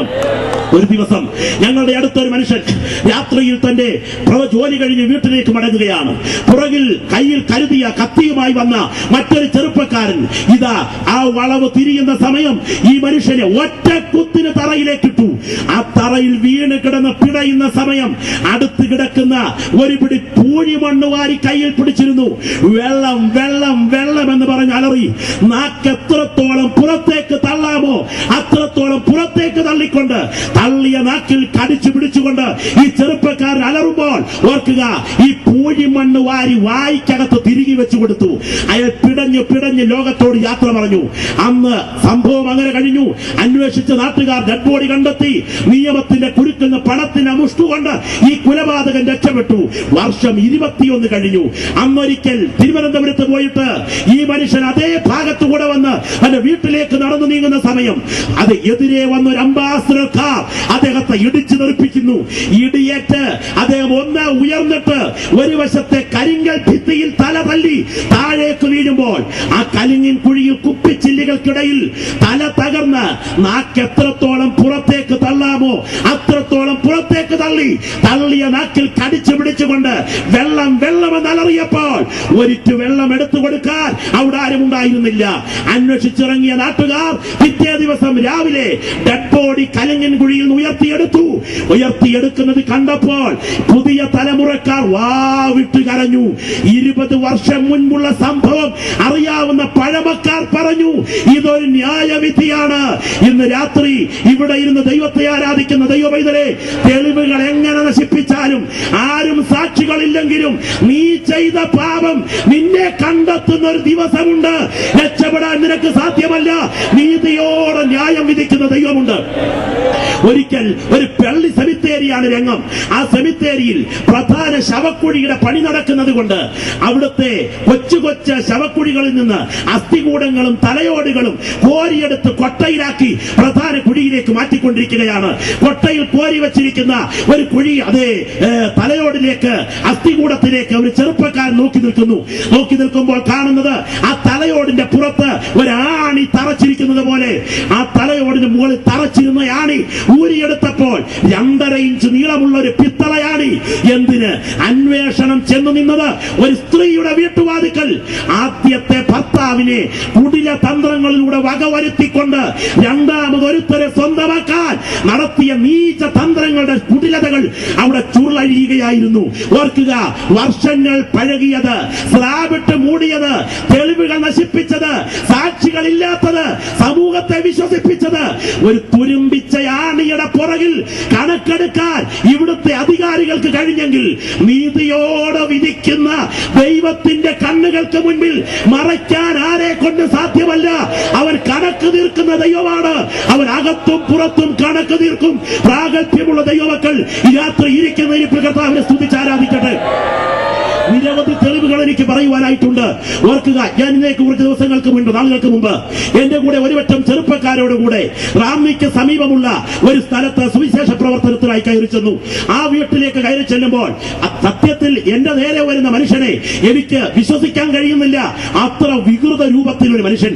അയാൾക്ക് 2 കണ്ണില്ല, അയാളുടെ 2 കൈയും അറ്റുപോയിട്ടുണ്ട്, അയാളുടെ നെഞ്ചിൽ പാടുകളുണ്ട്, പൊട്ടിത്തെറിയുടെ പാടുകളാണ്.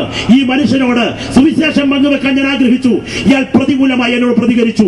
അവിടെ നിന്ന് ഞങ്ങൾ അടുത്ത വീട്ടിൽ കയറി അങ്ങനെ യാത്ര ചെയ്തു. റാന്നിയിൽ നിങ്ങൾ പലർക്കും അറിയാവുന്ന മേനാന്തോട്ടം ആശുപത്രി എന്നറിയപ്പെടുന്ന ഹോസ്പിറ്റലിന് മുൻപിൽ അടുത്ത 7 ദിവസം കഴിഞ്ഞപ്പോൾ ഒരു സ്ട്രക്ചർ ഉരുട്ടി നീങ്ങുകയാണ്. അതിന് മീതെ ഡെഡ് ബോഡി പുതപ്പിച്ചിട്ടിരിക്കുന്നു. ആരുടേതെന്നറിയാൻ അവിടെ നിന്ന് ആരോ ഒരാൾ ചെന്ന് മുഖത്തെ തുണി മാറ്റി നോക്കി. കണ്ടത് മറ്റാരെയുമല്ല, ഒരാഴ്ച മുമ്പ് ഞങ്ങൾ ആരോട് സുവിശേഷം പങ്കുവെച്ചോ ആ മനുഷ്യൻ ആസിഡ് കുടിച്ച് ആത്മഹത്യ ചെയ്ത് കിടക്കുകയാണ്. വായിലൂടെ ആസിഡ് ഒഴുകിയിട്ടുണ്ട്. അവിടെ നിന്ന് അദ്ദേഹത്തിന്റെ സഹോദരങ്ങളിൽ ഒരാളുടെ മകൻ ഇങ്ങനെ പറഞ്ഞു, പാസ്റ്ററെ, ഇതൊരു ന്യായവിധിയാണ്. സംഭവിച്ചെന്തെന്നറിയാമോ? 1968 അനുഗ്രഹീതനായ ഒരു ദൈവദാസൻ ഞാൻ പറഞ്ഞ സ്ഥലത്ത് സുവിശേഷ പ്രവർത്തനത്തിനായി കടന്നു ചെന്നു. അന്തസ്സും ആഭിജാത്യവും അതേ കുലശ്രേഷ്ഠതയുമുള്ള ഒരു ഉന്നത ക്രൈസ്തവ തറവാടിത്തമുള്ള കുടുംബത്തിൽ നിന്ന് ദീനാമ്മ എന്നൊരു പെൺകുട്ടി വിശ്വാസ സ്നാനം സ്വീകരിക്കാൻ ഇറങ്ങി വന്നു. അവളെ സ്നാനപ്പെടുത്തുവാൻ പ്രാർത്ഥനാലയത്തിൽ ക്രമീകരണങ്ങൾ ചെയ്തിട്ട് നേരെ ആറ്റുകടവിലേക്ക് ഈ ദൈവദാസന് സംഘവും മുൻപോട്ട് നീങ്ങി. സ്നാനം നടന്നുകൊണ്ടിരിക്കുമ്പോൾ ആങ്ങളമാരറിഞ്ഞു പെങ്ങളെ മുക്കാൻ കൊണ്ടുപോയിട്ടുണ്ടെന്ന്. ഉടനെ വീട്ടിലെ പട്ടി അഴിച്ചു വിട്ടിട്ട് നേരെ അവർ പ്രാർത്ഥനാ മന്ദിരത്തിൽ വന്നു. ആ വാതിൽ ചവിട്ടിപ്പൊളിച്ച് അകത്ത് കയറിയപ്പോൾ കർത്താവിന്റെ മേശ ഒരുക്കി വെച്ചിരിക്കുന്നു. ആ ബ്രെഡ് എടുത്ത് പട്ടിക്കിട്ട് കൊടുത്തു. അവിടെ വെച്ചിരുന്ന മുന്തിരിച്ചാർ അവിടെയെല്ലാം ചവിട്ടി ഉടച്ചൊഴിച്ചു. അവിടുത്തെ ഉപകരണങ്ങൾ ചവിട്ടി ഉടച്ചു നശിപ്പിച്ചു. നേരെ അവർ ആറ്റുകടവിലേക്ക് നീങ്ങി. ആറ്റുകടവിലെത്തിയപ്പോൾ ദൈവദാസൻ സ്നാനപ്പെടാൻ പെടുത്താൻ വേണ്ടി ഇറങ്ങാൻ തുടങ്ങുകയാണ്. ആ പെൺകുട്ടി ഇറങ്ങാൻ തുടങ്ങുകയാണ്. ഈ ദൈവദാസനെ വെള്ളത്തിൽ നിന്ന് പിടിച്ച് കരയ്ക്ക് കയറ്റിയിട്ട് വയറ്റിൽ മർദ്ദിച്ചു, തൊഴിച്ചു മലർത്തി, നീചമായി ഉപദ്രവിച്ചു.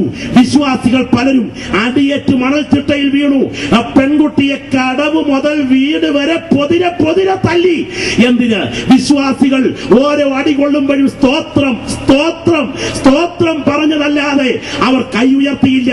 വന്നവരുടെ 4 ഇരട്ടി ആൾ കടവിലുണ്ട്. എന്നാൽ കൈ ഉയർത്താഞ്ഞതിന് കാരണം അവർക്കറിയാം, നീതിയോടെ വിധിക്കുന്ന ഒരു കോടതി ഉയരത്തിലുണ്ട്. അവർ കണക്ക് തീർത്തുകൊള്ളും. ഈ രാത്രി പ്രാർത്ഥിക്കുന്ന ദൈവമക്കളെ ഞാൻ പറയട്ടെ, നിന്റെ വേദനയുടെ കണ്ണുനീർത്തുള്ളികൾ നിലത്ത് വീഴുമ്പോൾ നിനക്ക് വേണ്ടി കേസ് ഫയൽ ചെയ്യുന്ന ഒരു കോടതി ഉയരത്തിലുണ്ടെന്ന് ബോധ്യമുണ്ടെങ്കിൽ ഇരിക്കുന്ന ഈ കർത്താവിനെ സ്തുതിച്ച് ആരാധിക്കുന്ന രാത്രിയാകട്ടെ. എന്തിനേറെ ആ സംഭവം അവിടെ കഴിഞ്ഞു. വിശ്വാസികൾ ദൈവദാസനെ കോരിയെടുത്ത് പ്രാർത്ഥനാ മേഖലയിൽ സ്ഥലത്ത് കൊണ്ടുവന്നു. ഉപകരണങ്ങളെല്ലാം മാറ്റി വൃത്തിയാക്കി നടുക്ക് കിടത്തി ചുറ്റുമിരുന്ന് പ്രാർത്ഥിക്കുകയാണ്. ആ സമയത്ത് പത്തനംതിട്ട സർക്കിൾ സീതത്തോടെന്ന് പറഞ്ഞ സ്ഥലത്ത് ഒരു വിഷയം അന്വേഷിക്കാൻ പോയിട്ട് മടങ്ങി വരുന്ന സമയത്ത് അദ്ദേഹം ആ സ്ഥലത്ത് വണ്ടി നിർത്തി. നാട്ടുകാർ പറഞ്ഞതനുസരിച്ച് ഈ പ്രാർത്ഥനാ മുറിയിലെത്തി. അദ്ദേഹം അകത്തോട്ട് കയറുമ്പോൾ തന്നെ ചോദിച്ചത്, ഞങ്ങളെ പോലെയുള്ളവരില്ലേ, കാര്യം പറഞ്ഞുകൂടെ?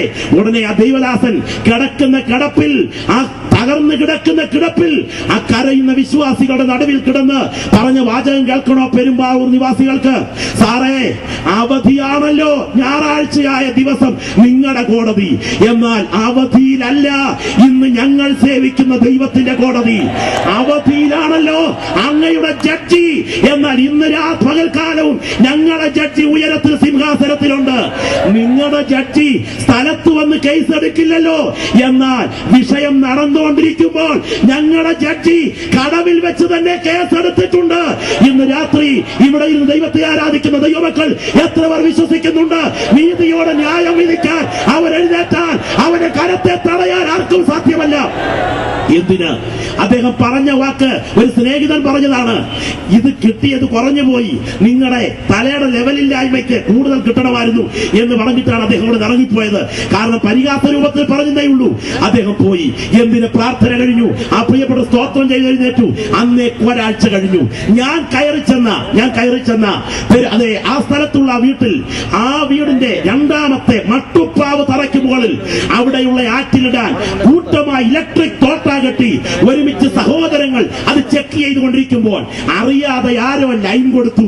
നിമിഷ നേരം കൊണ്ട് തൃശൂർ പൂരത്തിന് വെടിവെട്ടും പോലെ ഈ തോട്ട കൂട്ടമായി പൊട്ടിത്തെറിച്ചു. മേൽക്കെട്ടിടം പൊട്ടിച്ചിതറി, തായ്ക്കെട്ടിടം ഇരുത്തിപ്പോയി, ശരീരങ്ങൾ ചിന്നിച്ചിതറി. എന്തിന്? കൈകാലികൾ കഷണങ്ങളായി ചിതറി. അടുത്ത വൃക്ഷത്തിന്റെ ചുവട്ടിൽ, മരത്തിന്റെ ചുവട്ടിൽ ശരീരഭാഗങ്ങൾ ചിതറി വീണ് പിടയുകയാണ്. ആ വീട്ടിലെ ഒരു സഹോദരി എന്നോട് പറഞ്ഞു, പാസ്റ്റർ തീർന്നില്ല, പൂർണ്ണ ഗർഭിണിയായ ആ വീട്ടിലെ ഒരു ആന്റി തൽക്ഷണം വയറു പിളർന്ന് ചത്തു. എന്തിന്? ഈ ശവശരീരങ്ങൾ വൃക്ഷച്ചുവട്ടിലും തെങ്ങിൻ ചുവട്ടിലും ചിതറിക്കിടക്കുമ്പോൾ രണ്ട് കൈയും അറ്റുപോയി, രണ്ട് കണ്ണും ചിതറിപ്പോയ ഒരു ഹതഭാഗ്യനായി നെഞ്ചിൽ പൊള്ളലേറ്റ് ദൈവദാസന്റെ മേൽ കൈവച്ച വ്യക്തി, ഞാൻ സുവിശേഷം പറഞ്ഞെന്ന് പറയുന്ന വ്യക്തി അവിടെ കിടന്ന് പിടയുകയാണ്. അങ്ങനെ ശവങ്ങൾ കിടക്കുന്ന സ്ഥലത്ത് പഴയ സർക്കിൾ റിപ്പോർട്ടിനായിട്ട് വന്നു.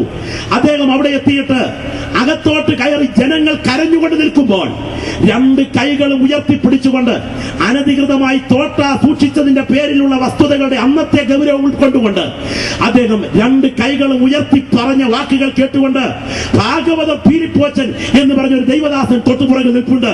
ഇങ്ങനെയാണ് സർക്കിൾ പറഞ്ഞത്. അദ്ദേഹം ഒരു മുസ്ലിം സർക്കിളാണ്. അദ്ദേഹം പറഞ്ഞത് ഇങ്ങനെയാണ്: അല്ലാ, അങ്ങ് നീതിയുള്ള ന്യായാധിപനാണെന്ന് ഞാൻ ഇപ്പോൾ അറിയുന്ന അല്ലാ. ഇന്ന് രാത്രി പറയട്ടെ, ഇവിടെ ഇരിക്കുന്ന ദൈവമക്കളെ, നീതിയോടെ വിധിക്കുന്ന ദൈവത്തിന്റെ കരത്തെ തടയാൻ ആരെ കൊണ്ട് സാധ്യമല്ല. പത്തനംതിട്ട കോടതിയിൽ ആ കേസ് വിസ്താരത്തിനായി എത്തി. അവസാനം അതിന് വിധിന്യായത്തിൽ ഇങ്ങനെയാണ് ജഡ്ജി പറഞ്ഞതെന്നാണ് നേരിട്ട് ബോധ്യമുള്ളവർ പറയുന്നത്. സ്വർഗത്തിന്റെ കോടതി നേരിട്ട് ഈ കുടുംബത്തിന്മേൽ നടപടി എടുത്തത് കൊണ്ട് ഈ കോടതിക്ക് അവരുടെ മേൽ നടപടിയില്ല. ഈ രാത്രി ഓർക്കുക, അതിൽ ഒരുത്തൻ ജീവിച്ചിരുന്നു. ഒടുവിൽ അദ്ദേഹത്തോട് സുവിശേഷം പങ്കുവെക്കാൻ എനിക്ക് അവസരമുണ്ടായി. എന്നാൽ രണ്ട് കൈ മറ്റുപോയ ആ ഹതഭാഗ്യൻ അത് ആത്മഹത്യ ചെയ്ത് കിടക്കുന്ന ഡെഡ് ബോഡി നിരീക്ഷിച്ചപ്പോൾ എനിക്കൊരു കാര്യം മനസ്സിലായി. വർഷങ്ങൾ എത്ര കഴിഞ്ഞാലും, തലമുറകൾ എത്ര മാറിയാലും, നീതിയോടെ ന്യായം വിധിക്കുന്ന ദൈവത്തിന്റെ വിധിക്ക് ഈ രാത്രിയും മാറ്റമില്ല. ഇവിടെ ഇത്രയും ദൈവമക്കൾ സ്തോത്രം ചെയ്തുകൊണ്ടിരിക്കുമ്പോൾ നീതിയോടെ ന്യായം വിധിക്കുന്ന ദൈവം ഉയരത്തിലുണ്ട്. അവന്റെ കരത്തെ തടുക്കാൻ ആരെ കൊണ്ടും കഴിയുകയില്ല. ഇനിയും ഭാവി കാലത്ത് ന്യായവിധി വെളിപ്പെടുമോ? അതെ, ആ ന്യായവിധിയുടെ ചിത്രമാണ് ദാനിയേൽ പ്രവചനം 7-ാം അധ്യായത്തിനും വെളിപ്പാട് പുസ്തകം 20-ാം അധ്യായത്തിനും കൊടുത്തിരിക്കുന്നത്. വളരെ പ്രാർത്ഥനയോടെ ശ്രദ്ധിക്കണം. ഇത് ബോവനും മോളിയും പൊന്നമ്മ സൂപ്രണ്ടോ എന്നുമാണ് ഞാൻ ഈ പറയുന്നത്. വളരെ കാര്യഗൗരവമുള്ള വിഷയമാണ്, നമ്മുടെ ജീവന്റെ പ്രശ്നമാണ്. ആയതുകൊണ്ട് ഇന്ന് രാത്രി ഇനിയുമുള്ള മിനിറ്റുകൾ വളരെ ഗൗരവത്തോടെ എന്നെ കേൾക്കാൻ ശ്രദ്ധിക്കുവാനായിട്ട് അപേക്ഷിക്കുകയാണ്. ദാനിയേൽ പ്രവചനത്തിൽ 7-ാം അധ്യായം ഇങ്ങനെയാണ് വായിച്ചത്. ഞാൻ അതെ വലിയൊരു വെള്ള സിംഹാസനം എന്ന് വെളിപ്പാട് 20-ൽ വായിച്ചത് തത്തുല്യമാണ്. ഞാൻ നോക്കിക്കൊണ്ടിരിക്കെ അവർ ന്യായാസനങ്ങളെ വെച്ചു. വയോധികനായ ഒരുത്തനിരുന്നു. അവന്റെ സിംഹാസനം അഗ്നിജ്വാല, അവന്റെ രഥചക്രങ്ങൾ കത്തുന്ന തീയ്. അങ്ങനെയാണെങ്കിൽ ഒരു തീ കൊണ്ടുണ്ടാക്കിയ സിംഹാസനത്തിൽ നമ്മുടെ കർത്താവ് ഇരിക്കുകയാണ്. അവന്റെ മുൻപിൽ നിന്ന് ഒരു അഗ്നി നദി പുറപ്പെട്ടൊഴുകുകയാണ്. ഒരു തീ നദി ഇങ്ങനെ ഒഴുകിക്കൊണ്ടിരിക്കുകയാണ്. 1000 പേർ അവന് ശുശ്രൂഷ ചെയ്യുന്നു. 10,000 പേർ അവന്റെ മുൻപാകെ നിൽക്കുന്നു. നോക്കുക, ഒരു ജഡ്ജി അവിടെ ഇരിപ്പുണ്ട്. തനി തീ കൊണ്ടാണ് സിംഹാസനം തീർത്തിരിക്കുന്നത്. ഉയരത്തിൽ ഒരു ജഡ്ജി തീ കൊണ്ടുണ്ടാക്കിയ സിംഹാസനത്തിൽ ഇരിക്കുന്ന ചെയ്യുന്നെന്ന് ബോധ്യമുള്ള ദൈവമക്കൾ ഒരിക്കൽ കൂടെ കരമുയർത്തി കർത്താവിന് സ്തോത്രം ചെയ്താട്ടെ. പ്രിയപ്പെട്ടവരെ, ദൈവം ഉണ്ടോ എന്ന് ചോദിക്കുന്ന തർക്കിക്കുന്ന ആൾക്കാരില്ലേ? തിരിച്ചു ചോദിക്കാൻ യുക്തിയില്ലാതെ നിന്റെ അപ്പനുണ്ടെന്നുള്ളതിന് എന്താ തെളിവ്? അങ്ങനെയാണെങ്കിൽ ദൈവമുണ്ടെന്നുള്ളതിന് തെളിവ് നിനക്ക് ചോദിക്കണോ എന്ന് ചോദിക്കുന്ന ആളുകളെ കണ്ടിട്ടുണ്ട്. കൂടുതൽ തെളിവിലേക്കൊന്നും പോകണ്ട. ഈ പ്രിയ സഹോദരങ്ങളോട് രണ്ട് കാലിൽ എഴുന്നേറ്റ് നിൽക്കുകയും രണ്ട് കൈകൾ സ്വതന്ത്രമായി ഉപയോഗിക്കുകയും ചെയ്യുന്ന നമ്മുടെ പ്രകൃതിയാകുന്ന ഈ ശരീരത്തിലോട്ട് നോക്കിയാൽ മതി. ജീവിക്കുന്ന ദൈവം ഉയരത്തിലുണ്ടെന്നോർത്ത് ഈ രാത്രി ഇരിക്കുന്ന ഇപ്പോൾ സ്തോത്രം ചെയ്യാനായിട്ട് കഴിയും. ഇതുണ്ടാക്കിയ ഡിസൈനർ ദൈവമാണെങ്കിൽ ഇതിൽ വെളിപ്പെട്ടിരിക്കുന്ന ബുദ്ധിവൈഭവം ഓർത്ത് ഈ രാത്രി നമുക്ക് ദൈവത്തെ ആരാധിക്കാനായിട്ട് കഴിയണം. ഒരിക്കൽ ചങ്ങനാശ്ശേരിയിൽ ഒരു നിരീശ്വരവാദ ക്ലാസ് നടക്കുമ്പോൾ താമസിച്ച മകളെ കാണാനായിട്ട് അമ്മച്ചി എവിടെ എത്തി. പുറകിലത്തെ ഭാഗത്തിരുന്നപ്പോ പ്രൊഫസർ ദൈവമില്ല ദൈവമില്ല ദൈവമില്ലെന്ന് സ്ഥാപിക്കുമ്പോ അമ്മച്ചി ചാടിയുടെ ചോദ്യം, പ്രൊഫസറെ ഞാനൊരു ചോദ്യം ചോദിക്കട്ടെ, ഞങ്ങൾ സ്ത്രീകൾ ഞങ്ങളുടെ മൂക്കിന്റെ കീഴിൽ രോമമില്ലാത്തതും നിങ്ങൾ പുരുഷന്മാർ നിങ്ങളുടെ മൂക്കിന്റെ കീഴിൽ രോമം ഉള്ളതും എന്തുകൊണ്ടാണെന്ന് പറയാമോ എന്ന് ചോദിച്ചപ്പോ ഇരിക്കവിടെ അമ്മച്ചി, അതിനുള്ള സമയമല്ല ഇപ്പോൾ എന്ന് പറഞ്ഞുകൊണ്ട് അമ്മച്ചിയെ ഇരുത്താൻ ശ്രമിച്ച സമയം അമ്മച്ചി രണ്ട് കൈയും മലത്തി ഉള്ള പല്ലും പുറത്തൊന്ന് കാട്ടി മുഖമൊന്ന് വക്രിപ്പിച്ച് ഇങ്ങനെയാണ് ചോദിച്ചതെന്നാ പറയുന്നത്. തന്റെ മൂക്കിന്റെ കീഴിലെ രോമത്തിന്റെ കാര്യം അറിയാൻ വയ്യാത്ത താനാന്നോളോ തമ്പുരാനില്ലെന്ന് പറയുന്നു, ഇരിക്കണോ അവിടെ എന്ന് പറഞ്ഞിട്ട് അമ്മച്ചി ഇറങ്ങിപ്പോയി. മൂക്കിന്റെ കീഴിലെ കാര്യം അറിയാൻ വയ്യാത്തവനാ ദൈവമില്ലെന്ന് പറഞ്ഞുകൊണ്ട് നടക്കുന്നത്. എന്നാൽ അനുഭവിച്ചറിയുന്ന ദൈവമക്കൾക്കറിയാം ജീവിക്കുന്ന ഒരു ദൈവം ഉയരത്തിലുണ്ട്. അവൻ നീതിയോടെ കണക്ക് നിൽക്കുന്ന ദൈവമാണ്. കൂടുതൽ വിശദീകരണത്തിലേക്കൊന്നും പോകണ്ട. നമ്മുടെ തലമുടി വെട്ടിക്കാൻ ബാർബർ ഷോപ്പിൽ പോകാറില്ലേ? ഉണ്ട്. പുരിയം വെട്ടിക്കാൻ ആരെങ്കിലും ബാർബർ ഷോപ്പിൽ പോകാറുണ്ടോ? ഇല്ല. തലമുടി വളരുന്നത് പോലെ പുരിയം കൂടെ താഴോട്ടങ്ങ് വളർന്നിറങ്ങിയിരുന്നെങ്കിൽ എന്തായിരുന്നേനും ഗതി. വെട്ടിക്കാൻ പോകാൻ പറ്റിയില്ല. അങ്ങനെ ഇരിക്കുമ്പോൾ ഒരു സുഹൃത്ത് വന്നു. സംസാരിക്കണമെങ്കിൽ അടി കൂടെ കൈ താങ്ങി ഷട്ടർ പോലെ തലമുടിക്ക് പകരം വളർന്നിറങ്ങിയ പുരിയം പൊക്കിപ്പിടിച്ച് വർത്താനം പറയേണ്ടി വന്നേനെയല്ലോ. അപ്പം പുരിയം വളരരുത്, തലമുടി വളരണം എന്ന് ക്രമീകരിച്ചൊരു പരമബുദ്ധിയാണ് ഈ ശരീരത്തെ ഡിസൈൻ ചെയ്തതെങ്കിൽ അവരെയാണ് ഈ ഗ്രൗണ്ടിൽ നിന്ന് നാം ആരാധിക്കുന്ന ജീവിക്കുന്ന ദൈവം. എന്താ കൂടുതൽ വിശദീകരിക്കാൻ? വെള്ളെഴുത്തുകാരൻ അച്ചായ ചെവിയുടെ കൂടെ പുറത്തോട്ടില്ലാതെ തൽസ്ഥാനത്ത് രണ്ട് ദ്വാരം മാത്രമേ ഉണ്ടായിരുന്നുള്ളായിരുന്നെങ്കിൽ നിന്റെ വെള്ളെഴുത്ത് കണ്ണാടിയുടെ കാല് നീ എവിടെ കൊണ്ട് വിറ്റ് ചെയ്തേനെ?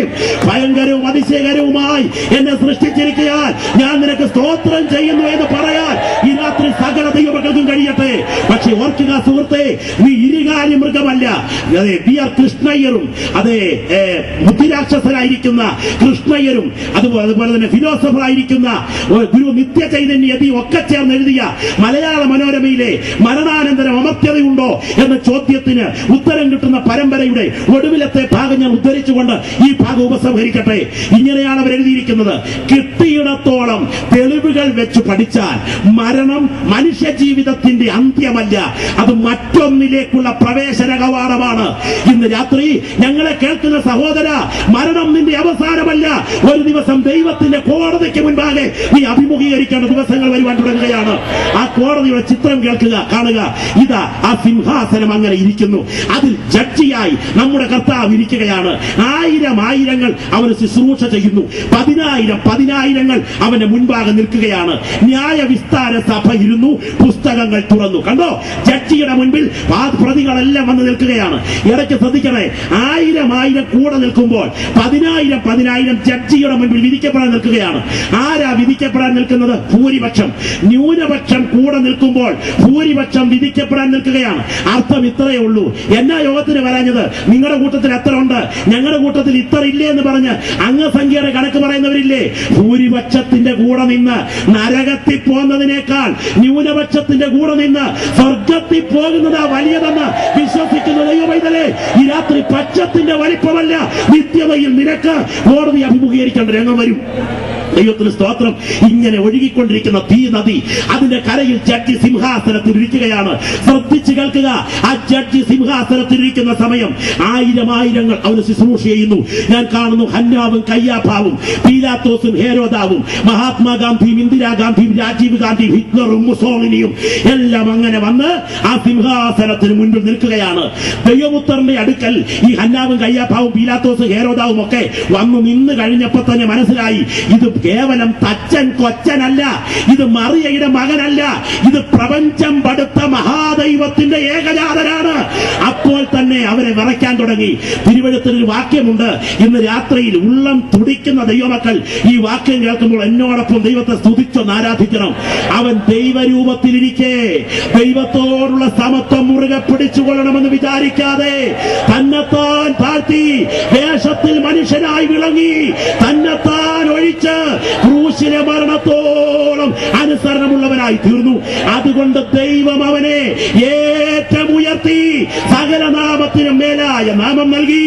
അതുകൊണ്ട് യേശുവിന്റെ നാമത്തിങ്കൽ സ്വർലോകരുടെയും ഭൂലോകരുടെയും അധോലോകരുടെയും മുഴങ്കാലൊക്കെയും മടങ്ങുകയും എല്ലാ നാവും യേശു തന്നെ കർത്താവെന്ന് പിതാവിന്റെ മഹിമയ്ക്കായി ഏറ്റുപറയുകയും ചെയ്യേണ്ടി വരും.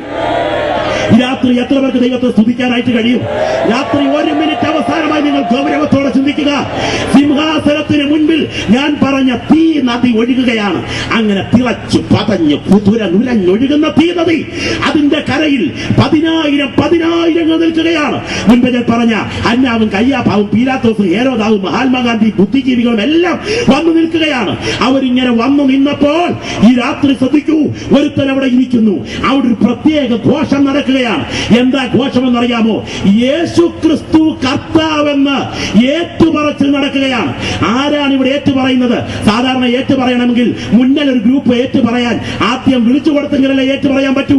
അങ്ങനെയാണെങ്കിൽ നിത്യതയുടെ തീരത്ത് ഏറ്റുപറച്ചിൽ നടക്കുന്ന മുദ്രാവാക്യം കേൾക്കണോ? ഇൻകിലാബ് സിന്ദാബെന്നല്ല, പിന്നെ യേശു ക്രിസ്തു കർത്താവ്. ഈ രാത്രി ആ കരം ഉയർത്തിപ്പിടിച്ചുകൊണ്ട് വാ തുറന്നെന്ന് പറഞ്ഞാട്ടെ, യേശു ക്രിസ്തു കർത്താവ്. ഈ പെരുമ്പാവൂർ പട്ടണം മുഴങ്ങത്തക്ക വിധത്തിൽ പ്രത്യാശയുള്ള ദൈവമക്കൾ ആ വലങ്കര ഉയർത്തിപ്പിടിച്ചെന്ന് പറഞ്ഞാട്ടെ. ആ ശബ്ദം നിത്യതയുടെ തീരത്തും മുഴങ്ങുകയാണ്. മുഴങ്ങുന്ന സമയം ഈ ഹന്നാവും കയ്യാഫാവും പീലാത്തോസും ഹേരോദാവും എല്ലാം മുട്ടങ്ങോട്ടും അടക്കി 2 കൈയും ഉയർത്തിപ്പിടിച്ചുകൊണ്ട് ഈ സിംഹാസനത്തിന് മുൻപാകെ നിൽക്കുകയാണ്. ഇന്ന് ജെവി പീറ്റർ സംഘവും മുട്ടുമടക്കാൻ പറഞ്ഞാൽ മുട്ടുമടക്കാൻ മടിയുള്ള സകലനും ഒരുമിച്ച് മുട്ടുമടക്കാൻ തുടങ്ങുകയാണ്. ഇന്ന് രാത്രി പറയട്ടെ, ഇന്ന് മുട്ടുമടക്കാത്ത മുഴുവൻ എണ്ണവും ഒരു ദിവസം മുട്ടുമടക്കുമെന്ന് മാത്രമല്ല, ഇന്ന് മുട്ടുമടക്കി ദൈവത്തെ ആരാധിക്കുന്ന നീ ജഡ്ജിയോട് കൂടെ ലോകത്തെ നീതിയോടെ ഭരിക്കുന്ന സഹജഡ്ജിയായിരിക്കുമെന്ന് ഓർക്കുമ്പോൾ ദൈവത്തെ സ്തുതിക്കാതിരിക്കാൻ എങ്ങനെ കഴിയും? സ്തോത്രം. എന്നിട്ട് അവിടെ എഴുതിയിരിക്കുന്നത് എല്ലാ മുഴങ്കാലും അവന്റെ മുൻപാകെ മടങ്ങും. എന്നിട്ട് എന്ത് ചെയ്യും? ജീവപുസ്തകത്തിൽ പേരെഴുതി കാണാത്ത ഏവനെയും തീപ്പൊയ്കയിൽ തള്ളിയിടും. നോക്കുക, തന്നെ ഇറങ്ങാത്തതിനെയാ തള്ളി ഇറക്കുന്നത്. അങ്ങനെയെങ്കിൽ അവിടെ നിന്നും തീപ്പൊയ്കയിലേക്ക് വലിച്ചൊരേറിയുകയാ. അഗ്നിഗന്ധകങ്ങൾ പെയ്തിറങ്ങുന്ന ആ ഗന്ധക പുഴയിലേക്ക് വന്നു വീണുന്ന സമയത്ത് ഉണ്ടാകുന്ന 2 വികാരത്തെ കുറിച്ച് യേശു പറഞ്ഞിട്ടുണ്ട്. അവിടെ കരച്ചിലും പല്ലുകടിയും ഉണ്ടാകും. സുഹൃത്തെ, ഇത് സങ്കല്പമല്ല. എന്നാ ഈ കരച്ചിൽ? ഇത് രണ്ടും കൂടെ ഒരുപോലെ ഒരുമിച്ച് ഒരേ സമയം ചെയ്തിട്ടുള്ള ആരെങ്കിലും ഉണ്ടെങ്കിൽ യോഗം കഴിയുമ്പോൾ എന്നെ ഒന്ന് കാണണേ. കാരണം എന്നറിയാമോ? കരയണമെങ്കിൽ വാ പൊളിച്ചു പിടിക്കണം, പല്ല് കടിക്കണമെങ്കിൽ അടുപ്പിച്ചു പിടിക്കണം. അവിടെ വാ പൊളിച്ചു പിടിച്ച് കരയുന്ന സമയത്ത് അടുപ്പിച്ചു പിടിച്ച് കടിയൂടെ നടക്കുകയാണ്. കടി നിത്യതയുടെ തേയാത്ത പല്ലിൽ ഒരു ബിസ്ക്കറ്റ് പോലും കൂട്ടിക്കടിക്കാനില്ലാതിരിക്കെ കടി തന്നെ കടി നടക്കുകയാണ്. അവിടെ കടി തന്നെ കടിയോഗം നടക്കുമ്പോൾ കൃപ പ്രാപിച്ച ദൈവമക്കൾ ഇവിടെ ദൈവത്തെ സ്തുതിച്ചുകൊണ്ടിരിക്കുകയാണ്. ദൈവത്തിന് സ്തോത്രം. എന്താ അവർ കടിച്ചുകൊണ്ടിരിക്കുന്നതിന്റെ കാര്യം? അവർ കരയുന്നതിന്റെ കാര്യം മനസ്സിലാക്കണം. ശ്രദ്ധിച്ചു കേൾക്കുക. കരച്ചിൽ എന്ന് പറഞ്ഞാൽ ഒരു വികാരത്തിന് ലക്ഷണമാണ്, നഷ്ടബോധമാണ് കാണിക്കുന്നത്. പല്ലുകടി എന്ന് പറഞ്ഞാൽ ഒരു വികാരത്തിന് ലക്ഷണമാണ്, അത് വൈരാഗ്യത്തെയാണ് കാണിക്കുന്നത്.